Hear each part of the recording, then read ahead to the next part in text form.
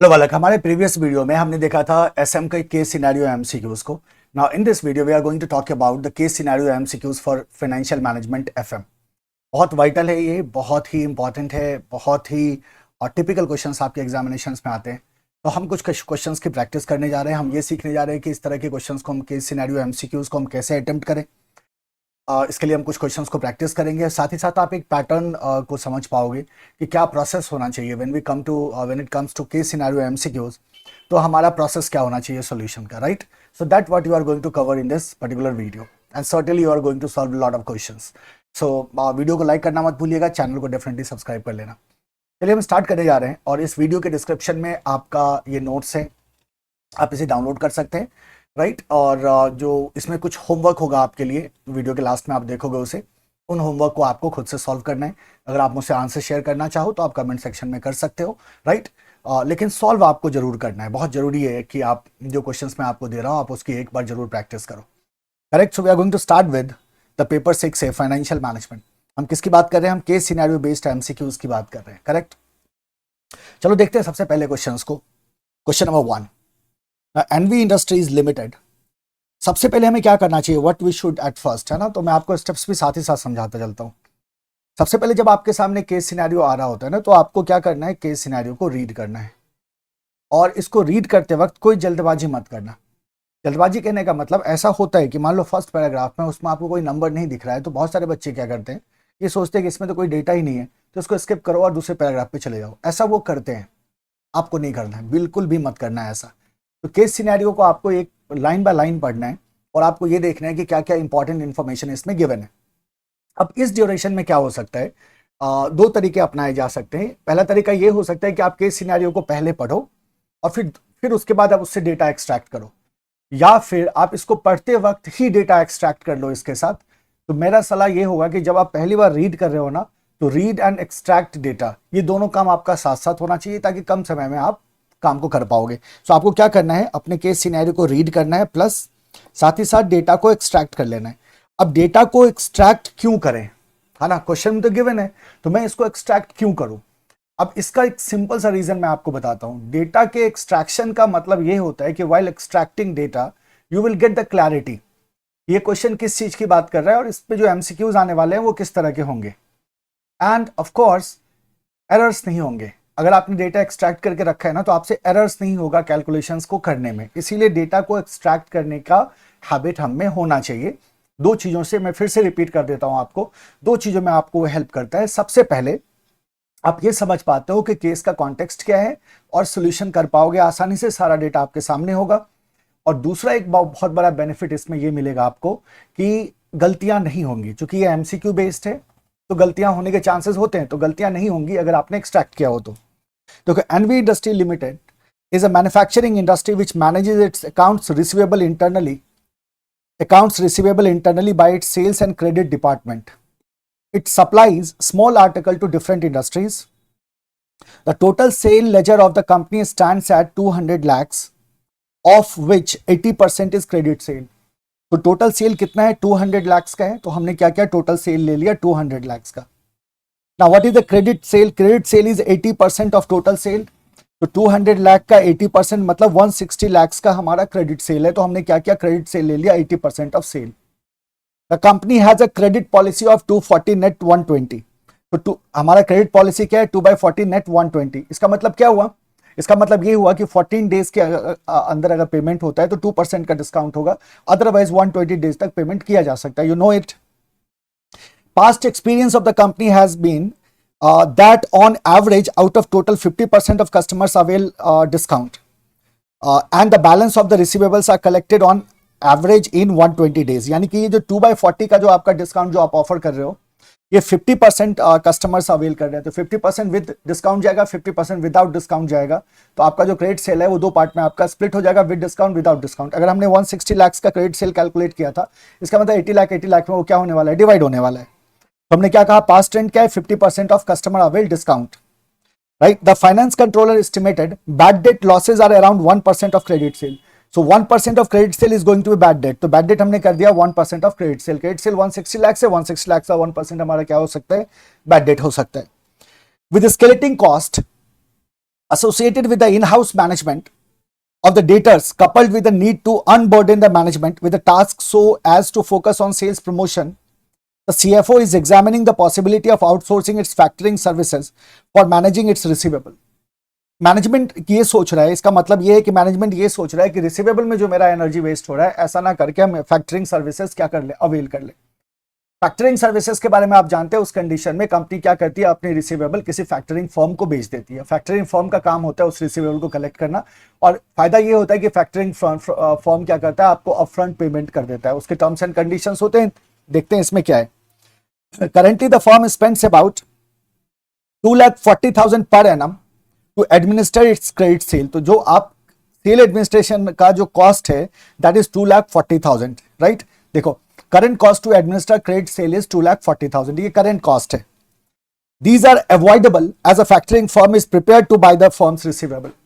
अगर हम factoring firm से सर्विसेज ले लेते हैं, यानी कि अपना रिसीवेबल हम किसको सेल कर रहे हैं, फैक्टरिंग फर्म को, तो उस कंडीशन में ये 2,40,000 का हमारा क्या होगा, सेविंग होगा। क्या हो जाएगा, सेविंग हो जाएगा। The main element of the proposals are, अब फैक्टरिंग सर्विसेज के हमारे पास क्या मेन एलिमेंट्स है, देखो। पहला है कि ये 2% कमीशन चार्ज करेगा। जो फैक्टरिंग फर्म है वो आपसे 2% का कमीशन चार्ज करेगा।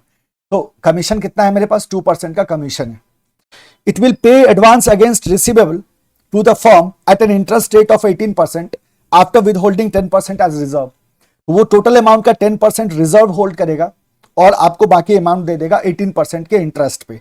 तो हमने इसको भी मेंशन कर लिया कि रिजर्व 10% है, रेस्ट एडवांस हो जाता है 80% इंटरेस्ट रेट पे। हमारे को रेस्ट क्या कर दे रहा है, एडवांस कर दे रहा है। फर्दर आगे बढ़ो। Also company has option to take long term loan. अब क्या क्या फंड उसके पास अवेलेबल है, देखो। वो लॉन्ग टर्म लोन भी ले सकता है 15% के इंटरेस्ट पे, या फिर बैंक फाइनेंस भी कर सकता है for working capital eight 14% interest. हमने इसको भी ले लिया, राइट। सो फंड अवेलेबल में क्या है, 15% है लॉन्ग टर्म डेट हमारे पास, 14% बैंक फाइनेंस है फॉर वर्किंग कैपिटल, और ईयर में कह रहा है 360 डेज आप क्या करोगे, कंसीडर करके चलोगे। This is the question. इसके आधार पर 5 एमसीक्यूज हैं जो आपको सॉल्व करना है। तो अब होता क्या है, मेजॉरिटी ऑफ केस सिनेरियोज में आप देखोगे कि जैसे जैसे आप इस प्रॉब्लम को सॉल्व करते जाओगे, आपका एमसीक्यू का आंसर ऑटोमेटिकली मिलता रहेगा। तो एमसीक्यू 1 2 3 4 5 जो होता है ना, वो इस तरह से अरेंज होता है कि आप फर्स्ट का कैलकुलेशन करोगे, उससे यूज होने वाला डेटा आपको सेकंड में इस्तेमाल हो जाएगा, सेकंड का डेटा आपको थर्ड में इस्तेमाल हो जाएगा। तो कुछ इस तरह से अरेंज होता है, इसलिए एकदम रैंडम भागने की कोशिश तो बिल्कुल भी मत करना। बहुत आसानी से आप स्टेप बाय स्टेप सारे एमसीक्यू को सॉल्व कर सकते हो। क्वेश्चन बहुत क्लियर है। This question is about the credit policy and the factoring services or the working capital also we can consider here. So हम कहते हैं this question is about the factoring services. अगर आपको factoring के बारे में नॉलेज है तो ये क्वेश्चन में कुछ भी नहीं रखा है। It's a very easy question. देखो इसके एमसीक्यूज क्या है। अब क्या करना है, once we have read and extracted the data, now we have to go through the MCQ. एक बार आपको क्या करना है, पांचों एमसीक्यूज को देख लेना है। कितना टाइम लगेगा, सेकंड्स में आप ये काम कर सकते हो। पहला क्या कह रहा है, एवरेज लेवल ऑफ रिसीवेबल बताओ। So we will have to calculate the average level of receivable. How much advance factor will pay against receivable? कितना advance factor pay हो रहा है, ये तो नॉर्मल सा क्वेश्चन है, ये तो आना ही है। What is the annual cost of factoring to the company? Company को क्या कॉस्ट आया फैक्टरिंग का? What is the net cost to the company on taking factoring services? देखो annual cost is different and net cost is different, क्योंकि net cost का मतलब है आपका annual cost minus saving आपको करना होगा। So इन सब बातों पे ध्यान देना है कि here in this question it is asking about annual cost, but in the question number 4 it is asking about the net cost. उसके बाद आ जाता है effective cost. So annual cost, net cost, then we have the effective cost. So आपको क्या करना है, ये cost calculate करके देना है आपके इस क्वेश्चन में। और ये पांचों के पांचों क्वेश्चन क्या है, एमसीक्यूज क्या है, रिलेटेड हैं, और एक के बाद एक क्या करते सकते हो आप, आसानी से सॉल्व कर सकते हो। नाउ सी दिस, ये क्वेश्चन क्या कह रहा है जरा गौर करो। सो टोटल सेल हमारे पास कितना है, let's see this. Total sale हमारे पास कितना है, हम कहते हैं sir total sale is of 200 lakh. 200 lakh का टोटल सेल गिवन था, और उसका 80% जो है, सेल का 80% क्रेडिट सेल है। तो 200 लाख का 80% लिया आपने, तो 160 लाख आपका क्या हो गया, क्रेडिट सेल हो गया, राइट। अब दो एस्पेक्ट्स है हमारे पास। हमने कहा था 2/40 नेट 120। कहने का मतलब ये था कि अगर 40 डेज में आ जाता है तो इसका मतलब वो डिस्काउंट अवेल कर रहा है, कोई 40 डेज में ही पे कर देता है, तो हम उसको क्या करेंगे, 2% का डिस्काउंट देंगे। लेकिन अदरवाइज वो 120 डेज का उसको टाइम मिल जाएगा, राइट। सो उसमें कहा गया था कि 50% के चांसेस होते हैं कि वो डिस्काउंट अवेल करेगा। इसका मतलब रिसीवेबल फॉर 40 डेज हमारा क्या हो जाएगा, 50% of credit sale 160 lakhs, so that goes to 80 lakhs। और रिसीवेबल फॉर 120 डेज हमारा कितना हो जाएगा 80 लाख का, तो 50% हो गया 40 डेज में, 50% हो गया 80 डेज में. Is all are given in the question, we are just putting it into the what table. Next आ जाओ. Now, as far as average collection period is concerned, average collection period you will calculate it as a 80 days, right? So average collection period की जब हम बात करते हैं तो ये कितने दिनों का होगा 80 days का. So how can we calculate the average collection period? We know that there are two collection periods we have. एक तो हमारे पास 40 days है, that will be multiplied to 50%, तो that will be 0.50 प्लस, और फिर हमारे पास है 120 days, so 120 multiplied to 0.50. तो अगर आप इसे सॉल्व करते हो then this will be around 20 and this will be 60. तो 20 plus 60 तो ये आपका हो जाता है 80 डेज. तो जो एवरेज कलेक्शन पीरियड है हमारा that will be 80 डेज. तो एवरेज कलेक्शन पीरियड आ गया. Now talk about the average level of receivables. अगर हम एवरेज लेवल ऑफ रिसीवेबल्स की बात करें तो we have total credit sale of 160 lakhs, right? And the average collection period is 80 days. तो हम how can we calculate the average level of receivables? Average level of receivables क्या होगा? हमारा जो credit sale है, so that is 160 lakhs, that will be multiplied to 80 upon 360. 80 upon 360, and when you solve it, you will get something 35 lakhs 35,556. So this is your average level of receivables. So अब देखो पहला जो सवाल था हमारा वो पूछ रहा है what is the average level of receivable of the company. So हम क्या बोलेंगे average level of receivable is 35 55 556. तो ये पहले का आंसर हो गया. So B is the correct option here. यही मैं आपसे कहना चाह रहा था, when you start solving the case scenario MCQ, तो जैसे जैसे आप आगे बढ़ोगे ना अपने सॉल्यूशंस में, you will start getting your answers. Automatically आपको आंसर्स मिलने शुरू हो जाएंगे. इसीलिए जब आपने क्वेश्चन को पढ़ा, डेटा को एक्सट्रैक्ट किया, उसके बाद आप एमसीक्यू को जरूर एक बार देख लो ताकि आपका फ्लो सेट हो जाएगा, किस फ्लो में आपको क्वेश्चन को सॉल्व करना है. सेकंड देखो, how much advance factor will pay against receivable. तो कितना एडवांस फैक्टर जो है वो पे किया जाएगा. So let's talk about the factoring commission first. So factoring commission हम किस पे कैलकुलेट करेंगे, तो जो हमारा एवरेज लेवल ऑफ रिसीवेबल है उस पे. और फैक्टरिंग कमीशन कितना है, 2% का कमीशन है. सो हम क्या बोलेंगे, जो एवरेज लेवल ऑफ रिसीवेबल है दैट इज 35 55 556 मल्टीप्लाइड टू 2%. तो हमने क्या किया, इसको 2% से मल्टीप्लाई किया, then we get the factoring commission 71,111 rupees का हमारा क्या होगा, फैक्टरिंग कमीशन होगा. Then there is a 10% of factoring reserve as well. तो जो एवरेज लेवल ऑफ रिसीवेबल है इसका 10% एज अ रिजर्व भी रख रहा है फैक्टरिंग सर्विस प्रोवाइडर आपको. सो जो एवरेज रिसीवेबल है उसका 10% हमारा क्या हो जाएगा, that will be our factoring reserve. So 3,55,556 rupees will be factoring reserve. Now see, इसका मतलब क्या हो गया, what is the amount available for advance, because you know total payment तो हो नहीं रहा है. So they will be deducting the commission, and certainly they 10% reserve will be deducted and the rest amount will be given. So आपका जो amount available for advance है इसमें क्या होगा, जो total आपका average level of receivable है वो 35,55,556. इसमें से आपको इन दोनों नंबर्स को माइनस करना होगा, कमीशन को माइनस करना होगा और आपको फैक्टरिंग रिजर्व को माइनस करना होगा. So what we did, 35 55 556 minus 3,55,556 plus 71,111. So this is the amount जो एडवांस के लिए अवेलेबल होगा. So 31,28,889 rupees will be available for the advance, right? So this is your advance, correct? Now talk about the interest. जब हम interest की बात करते हैं तो इंटरेस्ट का परसेंटेज हमारे पास क्या है, इंटरेस्ट का परसेंटेज हमारे पास गिवन है 18% इंटरेस्ट पे. कितना परसेंट इंटरेस्ट पे, 18% इंटरेस्ट ये चार्ज करेंगे. तो 18% इंटरेस्ट चार्ज होगा मेरा. तो जो अमाउंट अवेलेबल फॉर एडवांस है इस पे इंटरेस्ट चार्ज होगा. जाहिर सी बात है, जो रिजर्व जा रहा है या जो कमीशन जा रहा है उस पे तो आप इंटरेस्ट पे नहीं करोगे. तो जो अमाउंट अवेलेबल फॉर एडवांस है इस पे इंटरेस्ट चार्ज हो रहा है. So amount available for advance का 18% हो गया. And of course you will have to bring it to by 80 by 360. So 80 divided by 360 ये हमारा एवरेज रिसीवेबल पीरियड है. So interest goes to 1,25,156. So amount to be paid is 30,03,733. This is the amount that is to be paid. और यही हमारा दूसरा MCQ था, how much advance factor will pay against receivable. Receivable के against कितना advance factor जो है वो पे करेगा. तो हमारा आंसर क्या आ रहा है, 33,733. सो 33,733 क्या बोलेंगे, C is the correct option. C हमारा क्या हो जाएगा, करेक्ट ऑप्शन हो जाएगा. आगे बढ़ो. Now what is the annual cost of factoring to the company?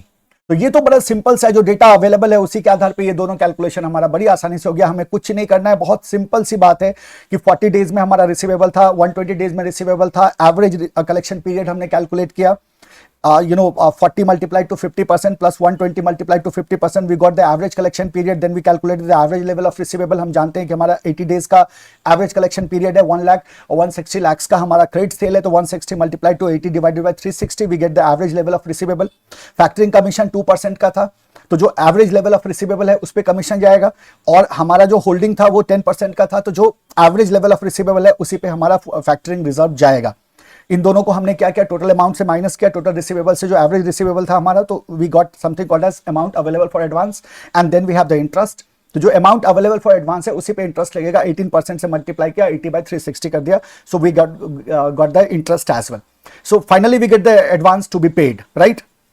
And now see this, question number 3 कह रहा है आपसे what is the annual cost of factoring to the company. So annual cost क्या आएगा, और question number 4 कह रहा है what is the net cost to the company on taking factoring services, और number 5 आपसे कह रहा है what is the effective cost. So अब आपसे पूछा जा रहा है कि भाई annual cost क्या होगा, net cost क्या होगा, effective cost क्या होगा. तो जाहिर सी बात है, जब आप एनुअल कॉस्ट को कैलकुलेट करना चाहोगे तो वो तो बड़ा सिंपल है, बहुत सिंपल डेटा है, आप तुरंत कर लोगे. लेकिन जैसे ही आप नेट कॉस्ट को कैलकुलेट करने जाओगे तो you will have to calculate the saving as well. यानी कि ये पूरा का पूरा इवैल्यूएशन आपको करना होगा. इसी को बेसिकली हम कहते हैं इवैल्यूएशन ऑफ फैक्टरिंग प्रपोजल, और ये आपका क्वेश्चन नंबर 3, 4 एंड 5 इसी से सॉल्व होगा, इवैल्यूएशन ऑफ फैक्टरिंग प्रपोजल से सॉल्व होगा, राइट. आपके लिए मैंने सॉल्व करके रख दिया था पहले ही, ताकि आप तेजी से इसे देख पाओ. अगर मैं सॉल्व कर रहा होता तो it would take lot of time, है ना. इतना टाइम तो हमारे पास है नहीं, तो फटाफट देखते चलो. देखो, एनुअल कॉस्ट ऑफ फैक्टरिंग है हमारे पास, नेट कॉस्ट ऑफ फैक्टरिंग है हमारे पास, इफेक्टिव कॉस्ट ऑफ फैक्टरिंग है हमारे पास, राइट. और हम जानते हैं नेट कॉस्ट ऑफ फैक्टरिंग क्या होता है, annual cost of factoring minus saving. तो जो मेरा एनुअल कॉस्ट है उसमें से अगर मैं सेविंग को माइनस करूंगा तो मेरा नेट कॉस्ट आएगा.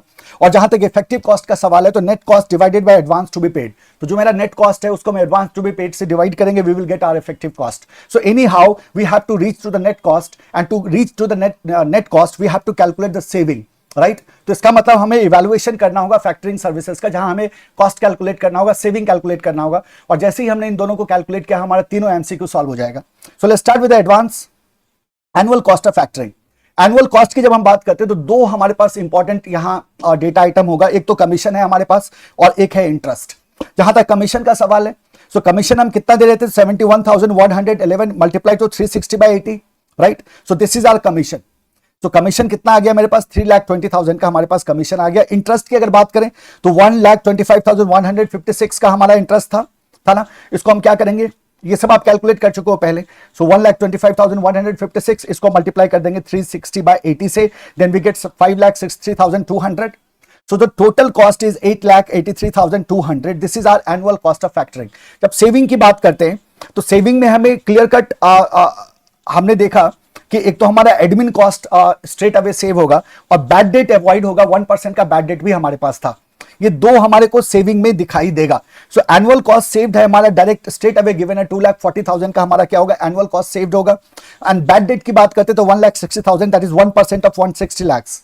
तो क्रेडिट सेल का 1% हमारा क्या होगा, बैड डेट के चांसेस थे, तो वो हमारा सेव हो जाएगा. अगर हम फैक्टरिंग सर्विसेज करते हैं तो बैड डेट की हमारी टेंशन नहीं है. So total goes to 4 lakhs. So this is our saving. तो हमने एनुअल कॉस्ट कैलकुलेट किया, हमने सेविंग कैलकुलेट किया. जैसे ही हमने एनुअल कॉस्ट कैलकुलेट किया तो हमारा एक क्वेश्चन का तो आंसर आ गया. Question number 3. क्वेश्चन नंबर 3 क्या कह रहा है, देखो क्वेश्चन नंबर 3 कह रहा है what is the annual cost of factoring to the company. तो हम कहते हैं annual cost of factoring to the company is 8,83,200. तो A is the correct option, right. अब जैसे ही मुझे एनुअल कॉस्ट और सेविंग मिल गया तो मैं क्या करूंगा, एनुअल कॉस्ट माइनस सेविंग कर दूंगा, यानी कि नेट कॉस्ट हमें मिल जाएगा. So net cost is equal to A minus B. और जब हमने इन दोनों को माइनस किया we get 4,83,200. So this is our net cost. Net cost मिल गया, नेट कॉस्ट इज 4,83,200. और जब हम इफेक्टिव कॉस्ट पे जाते हैं जो हमारा सबसे आखिरी है, तो इफेक्टिव कॉस्ट पे हमने देखा कि हमारा नेट कॉस्ट क्या था.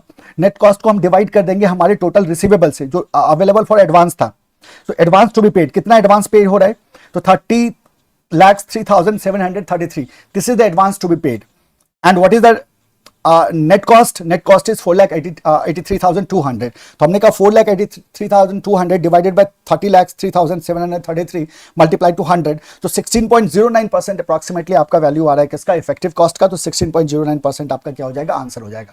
सो व्हाइल सॉल्विंग, देखो सबसे पहली बात तो ये है कि आपके सिनेरियो बेस्ड एमसीक्यू हो या एफएम का कोई भी क्वेश्चन हो, आप तभी सॉल्व कर पाओगे जब आपके सारे फॉर्मूला आपके फिंगर टिप पे हो. सारे फॉर्मूले आपके फिंगर टिप पे होने चाहिए। और जरूरत नहीं है कि आपके पास बहुत ज्यादा नॉलेज हो, आप बियॉन्ड द सिलेबस चले जाओ, आप एफएम में पीएचडी करने लग जाओ, ऐसा बिल्कुल भी जरूरी नहीं है। लेकिन जो एक दायरा बना रखा है ना आईसीए ने, उस दायरे में आपके पास मास्टरी होनी चाहिए और आपको मैनिपुलेशन ऑफ फॉर्मूला आना चाहिए कि आप फॉर्मूला को किस तरह से मैनिपुलेट करोगे, डेटा को किस तरह से मैनिपुलेट करोगे। जनरली इसको हम इग्नोर करते हैं। चलते हैं हम बिना समय गवाए क्वेश्चन नंबर 2 पे। क्वेश्चन नंबर 2 देखो क्या कह रहा है। Tiago limited is an all equity engaged in manufacturing of batteries for electrical vehicle. So all equity is some important thing here. There has been a surge in demand for their products due to rising oil prices. The company was established 5 years ago with initial capital of 10 lakhs. तो initial capital क्या है? 10 lakhs का initial capital है। Initial capital कितने का है? 10 lakhs का initial capital है हमारे पास। Initial cap is 5 years ago कितने का है? 10 lakhs का इनिशियल कैप है। And since then it has raised funds by IPO, taking the total paid up capital to 1 crores. Comprising of fully paid up equity shares of face value 10 each. तो equity कितना गया? 1 करोड़ का। Face value कितना है? 10 रुपए का। The company currently has undistributed reserves of 60 lakhs। 60 lakhs का हमारा अनडिस्ट्रीब्यूटेड रिजर्व आ गया। The company has been following constant dividend pay out of 40% of earnings. So dividend pay out कितना है? 40% ऑफ अर्निंग है। And the retained earnings by company are going to provide a return on retained earning कितने का return दे रहे हैं? So ROE is basically of 20%। तो retained earnings से आपको 20% का रिटर्न आ रहा है, राइट? सो देखो यहां से B और R मिल रहा है आपको, तो ग्रोथ रेट आप बहुत आसानी से कैलकुलेट कर सकते हैं। The current EPS is estimated at ₹20 rupees का करंट EPS है। And the price earning is 15 cross. तो 15 क्रॉस आपका क्या हो गया? प्राइस अर्निंग हो गया। So this information is given here. अब इन सारे इंफॉर्मेशन को जब आप एक्सट्रैक्ट करो ना, तभी आपका दिमाग काम करना चाहिए। देखो क्लियरली उन्होंने डिविडेंड पे आउट रेशियो दे रखा है 40% का। सो डिविडेंड पे आउट रेशियो अगर 40% का है तो इसका मतलब 60% हमारा रिटेन्ड अर्निंग होगा, और उस 60% पे आरओई जो है मेरा रिटेन्ड अर्निंग का जो रिटर्न ऑन इक्विटी है that is of 20%। So from here you can see that जब हम प्राइस अर्निंग रेशियो की बात करते हैं that is MPS by EPS. EPS given है तो आप जाहिर सी बात है यहां से एमपीएस कैलकुलेट कर सकते हो। This all formulas should run in your mind while extracting the data. ये चलते रहना चाहिए कि ये डेटा देने का देखो बहुत ही स्ट्रक्चर्ड वे में डेटा दिया जाता है क्वेश्चन में, क्योंकि तभी तो सॉल्व होगा ना वो। तो आप जब डेटा एक्सट्रैक्ट कर रहे हैं ना तो आपके दिमाग में ये फॉर्मूला चलते रहना चाहिए, और ये बहुत हद तक डिपेंड करता है कि आपने किस तरह से प्रैक्टिस किया है। The company wants to expand its capital base by raising additional fund by way of debt, preference and equity mix. तो ये फंड रेज करना चाहते हैं डेट, प्रेफरेंस एंड इक्विटी के थ्रू, ठीक है। प्रपोज्ड सोर्सेज हैं ये। And the company requires an additional fund of 1 crore 20 lakhs। 1 crore 20 lakhs का additional fund इनको चाहिए। So additional fund required is 1 crore 20 lakhs। The target ratio of the owned to borrowed fund is 4:1 post the fund raising activity। पहले तो ये all equity था। So अगर owned to borrowed की बात करें तो owned में क्या आ गया? owned में दोनों तरह के शेयर्स आ जाएंगे, इक्विटी प्लस प्रेफरेंस शेयर्स। ये तो owned हो गए, एंड बोरोड में आ गया हमारा debt. So owned to borrowed का जो रेशियो होगा वो 4:1 होगा पोस्ट रेजिंग द फंड, यानी कि ये 1 करोड़ 20 लाख रुपए रेज करने के बाद ये रेशियो होना चाहिए। तो हम क्या कहते हैं? टारगेट रेशियो जो है that is owned to borrowed is 4:1 and the capital gearing is 0.4। Capital gearing कितना दे रखा है? 0.4 दे रखा है।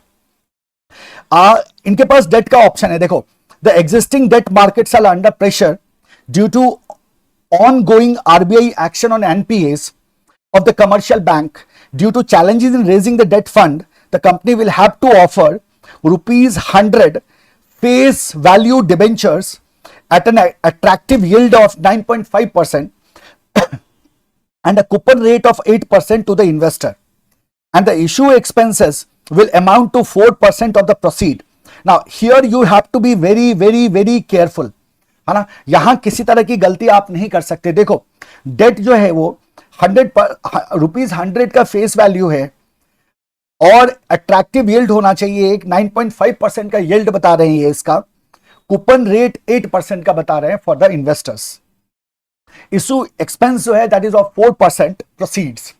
यील्ड दे रखा है, कूपन दे रखा है, फेस वैल्यू दे रखा है, right.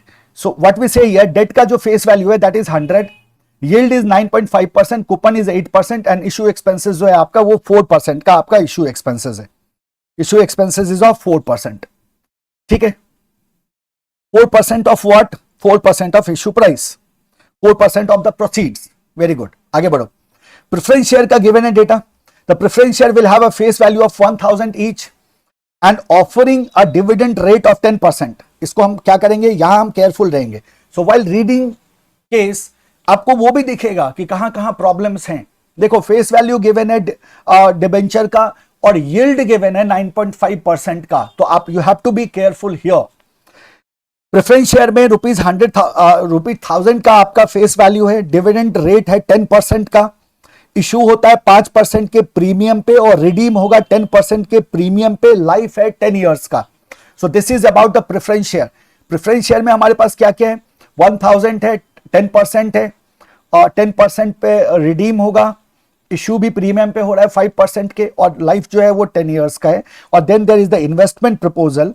The CFO of the company is evaluating a new battery technology to invest the above raised money. The technology is expected to have a life of 7 years. It will generate a after-tax marginal operating cash flow of 25 lakhs. Assume marginal tax rate to be 27%. Right? So जाहिर सी बात है marginal cost of capital आपसे अंत में जरूर पूछा जाएगा. So now see this. So ये हमारा investment proposal आ गया यहाँ. Correct? Now see the question. Once we have extracted the data, अभी तक तो हमने डेटा ही एक्सट्रैक्ट किया है ना, तो डेटा एक्सट्रैक्ट करने में हमें दो तीन चीजें दिखी जिसको हमने हाईलाइट किया. एक तो हमने कहा सर डेट का जो इन्फॉर्मेशन देने का तरीका है इनका, that is quite different. We have to be careful here. As far as preference share is concern, clear cut है, बहुत ही क्लियरली डेटा दे रखा है, तो फटाफट ये हम इसका कॉस्ट अगर कैलकुलेट करने को बोलेगा तो हम बड़ी आसानी से कॉस्ट कैलकुलेट कर लेंगे. जहां तक मार्जिनल कॉस्ट ऑफ कैपिटल का सवाल है, इसमें भी दिक्कत नहीं होगी क्योंकि फंड रेज करने के बाद उन्होंने जो हमारा टारगेट रेशियो है ना और कैपिटल गियरिंग उन्होंने दे रखा है, तो हमारे लिए कैलकुलेट करना क्या होगा, बहुत ही आसान हो जाएगा. So we can easily calculate the marginal cost of capital. So there is only one point where you have to be extra careful and that is the debt. तो जरा देखो क्वेश्चन नंबर 1 क्या कह रहा है इसमें, विच of the following is best estimate of cost of equity. पहले तो आपको कॉस्ट ऑफ इक्विटी निकालना है टियागो के लिए. सेकेंड आपसे कह रहे हैं issue price of debenture calculate करना है. आपको issue price of debenture calculate करना है. देखो हम जिसकी बात कर रहे थे वो बवाल यहाँ इन्होंने क्रिएट किया. इशू प्राइस ऑफ डिबेंचर हमें क्रिएट करना है. And which of the following is the best estimate of cost of debenture to be issued by the company. तो अप्रोक्सीमेशन को यूज करना है और कॉस्ट ऑफ डिबेंचर कैलकुलेट करके देना है हमें. राइट, कॉस्ट ऑफ इक्विटी आ गया, कॉस्ट ऑफ डिबेंचर आ गया. नंबर 4 में cost of preference share calculate करने को कह रही है. कॉस्ट ऑफ प्रेफरेंस शेयर हमने कैलकुलेट कर दिया. राइट, 4:1 का हमारा टारगेट रेशियो है. तो लास्ट में क्या बोलेंगे, marginal capital, overall cost of marginal capital to be raised बताओ. यानी कि कॉस्ट ऑफ डेट को कैलकुलेट करो, कॉस्ट ऑफ इक्विटी को कैलकुलेट करो, कॉस्ट ऑफ प्रेफरेंस शेयर को कैलकुलेट करो और मार्जिनल कॉस्ट ऑफ कैपिटल बताओ. That is your question. So this is what you have to always keep in mind. So in majority of cases, you will find that all MCQs are highly connected. और आप जब calculate करना शुरू करोगे तो उसी process में आपको सारे MCQs का आंसर निकलना शुरू हो जाएगा. हमें कहां पहुंचना है, मार्जिनल कॉस्ट ऑफ कैपिटल पे. इन बिटवीन हमें सारे के सारे आंसर्स मिल जाते हैं. Right, so let's start with the question number 1. Question number 1 कह रहा है cost of equity. Question number 1 क्या कह रहा है, हमारे को कॉस्ट ऑफ इक्विटी कैलकुलेट करने को कह रहा है. नाउ सी दिस, जाहिर सी बात है ग्रोथ मॉडल हम यूज करेंगे. K is equal to D1 upon P naught plus G. This is the formula. We know that. Now D1 given नहीं है. So D1 given नहीं है. जो डिविडेंड पे आउट है इनका, that is of dividend pay out is of 40% of earnings. कितने percent का है, 40% of earning is the dividend pay out. So this is not your D1. तो क्या क्या कैलकुलेट करना होगा, देखो सबसे पहले तो हमें D1 को कैलकुलेट करना होगा. ग्रोथ रेट हमारा गिवन नहीं है, ग्रोथ रेट को कैलकुलेट करना होगा. P नॉट गिवन नहीं है, P नॉट को कैलकुलेट करना होगा. तो यानी कि हमें इन तीनों आइटम को कैलकुलेट करना होगा. Only then we will be able to calculate the KE. D1, P nought and G. अगर हम ग्रोथ की बात करें, इसका डेटा बहुत क्लियर कट उन्होंने दे रखा है. नाउ वी नो दैट जो ग्रोथ रेट होता है that is equal to B into R, जहां B का मतलब है रिटेंशन रेशियो एंड R का मतलब है रेट ऑफ रिटर्न. तो हमसे कहा गया 40% डिविडेंड पे आउट है, इसका मतलब 60% मेरा रिटेंशन हो जाएगा. तो 0.6 मेरा रिटेंशन हो गया. और जो रिटर्न ऑन इक्विटी है for retained earnings that is of 20%. सो 20% मेरा R हो गया. तो 0.6 मल्टीप्लाई टू 20% करते तो 12% का हमारा आ जाता है growth rate. Now we will go to the P nought. Now P nought का सिंपल सा फॉर्मूला क्या होगा, हमारे पास P गिवन है तो P is equal to MPS by EPS. और ये जो MPS है ना, this is your P nought basically. तो जब हम MPS कैलकुलेट करेंगे, P नॉट कैलकुलेट करेंगे तो क्या हो जाएगा, MPS is equal to EPS multiply to P. Now EPS is given, P is given. EPS is your 20 rupees and P is your 15.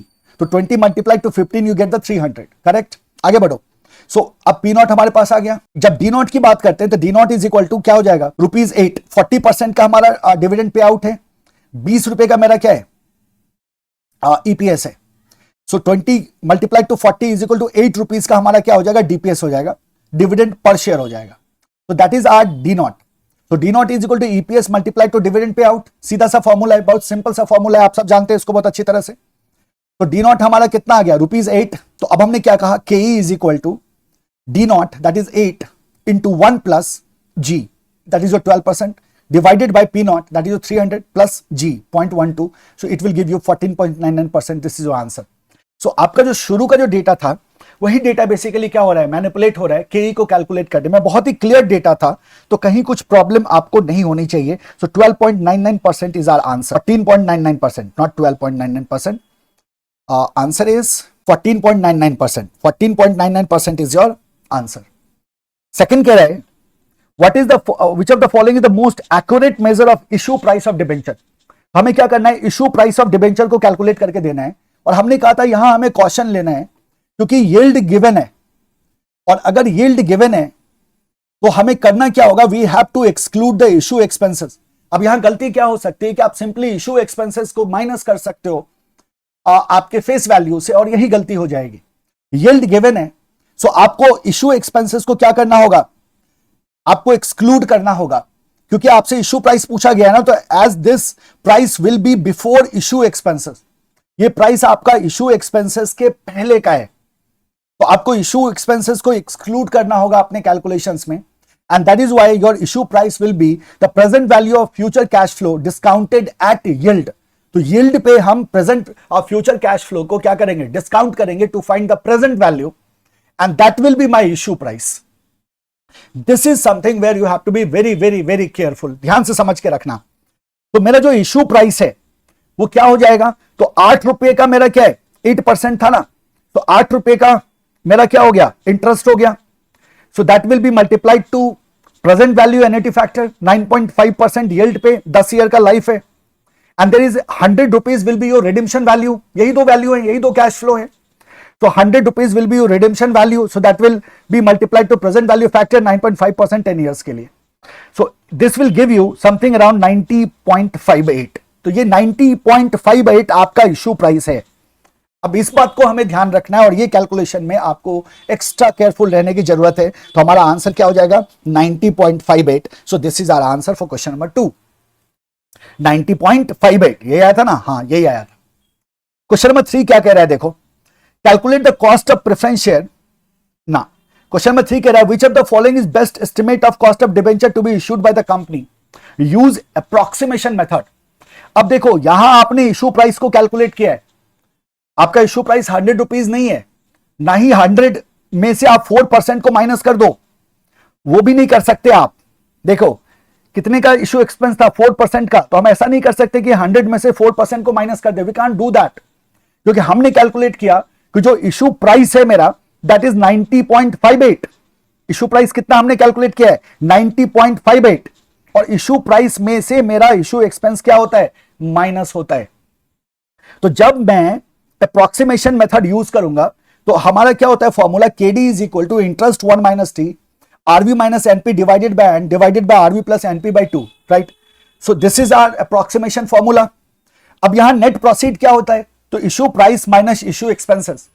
Issue price we have, right, and then RV, redemption value मेरा 100 ही होगा, और and है 10 years के लिए, interest है हमारे पास 8% का, और टैक्स एप्लीकेबल है 27% का, दैट इज गिवन।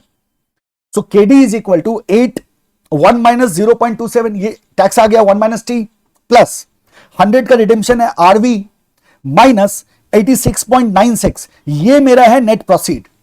तो जब हम नेट प्रोसीड को कैलकुलेट करते हैं तो नेट प्रोसीड का मतलब ये हो गया कि ये मेरा इशू प्राइस था 90.58, तो 90.58 मेरा इशू प्राइस था, तो issue price minus issue expenses, तो 4% का जो इशू एक्सपेंसेस है वो किस पे है, इशू प्राइस पे है। इशू प्राइस का 4% इशू एक्सपेंसेस है, क्वेश्चन में क्लियरली मेंशन्ड है। तो इशू प्राइस 19.58 का है, तो 19.58 मल्टीप्लाइड टू 4%, जब आप इसको कैलकुलेट करोगे you will get 86.96। This is going to be your net proceed and not 96 rupees. 100 minus 4% नहीं कर सकते हम, गलत हो जाएगा वो। अगर हम 96 रुपीज लेते हैं तो वो गलत हो जाएगा। क्यों? क्योंकि जो एक्सपेंस है वो इश्यू प्राइस पे है, और जब हमने इश्यू प्राइस कैलकुलेट किया था तो वो आया था 90.58। सो आर हियर 86.96 मेरा नेट प्रोसीड हुआ, यहां हमने एवरेज लिया। When you solve it you will get something around 7.64%। तो देखो आपके डेट का क्या आ गया, कॉस्ट आ गया, दैट इज 7.64%, यानी कि A is the correct option here. Next देखो, calculate the cost of preference share using approximation.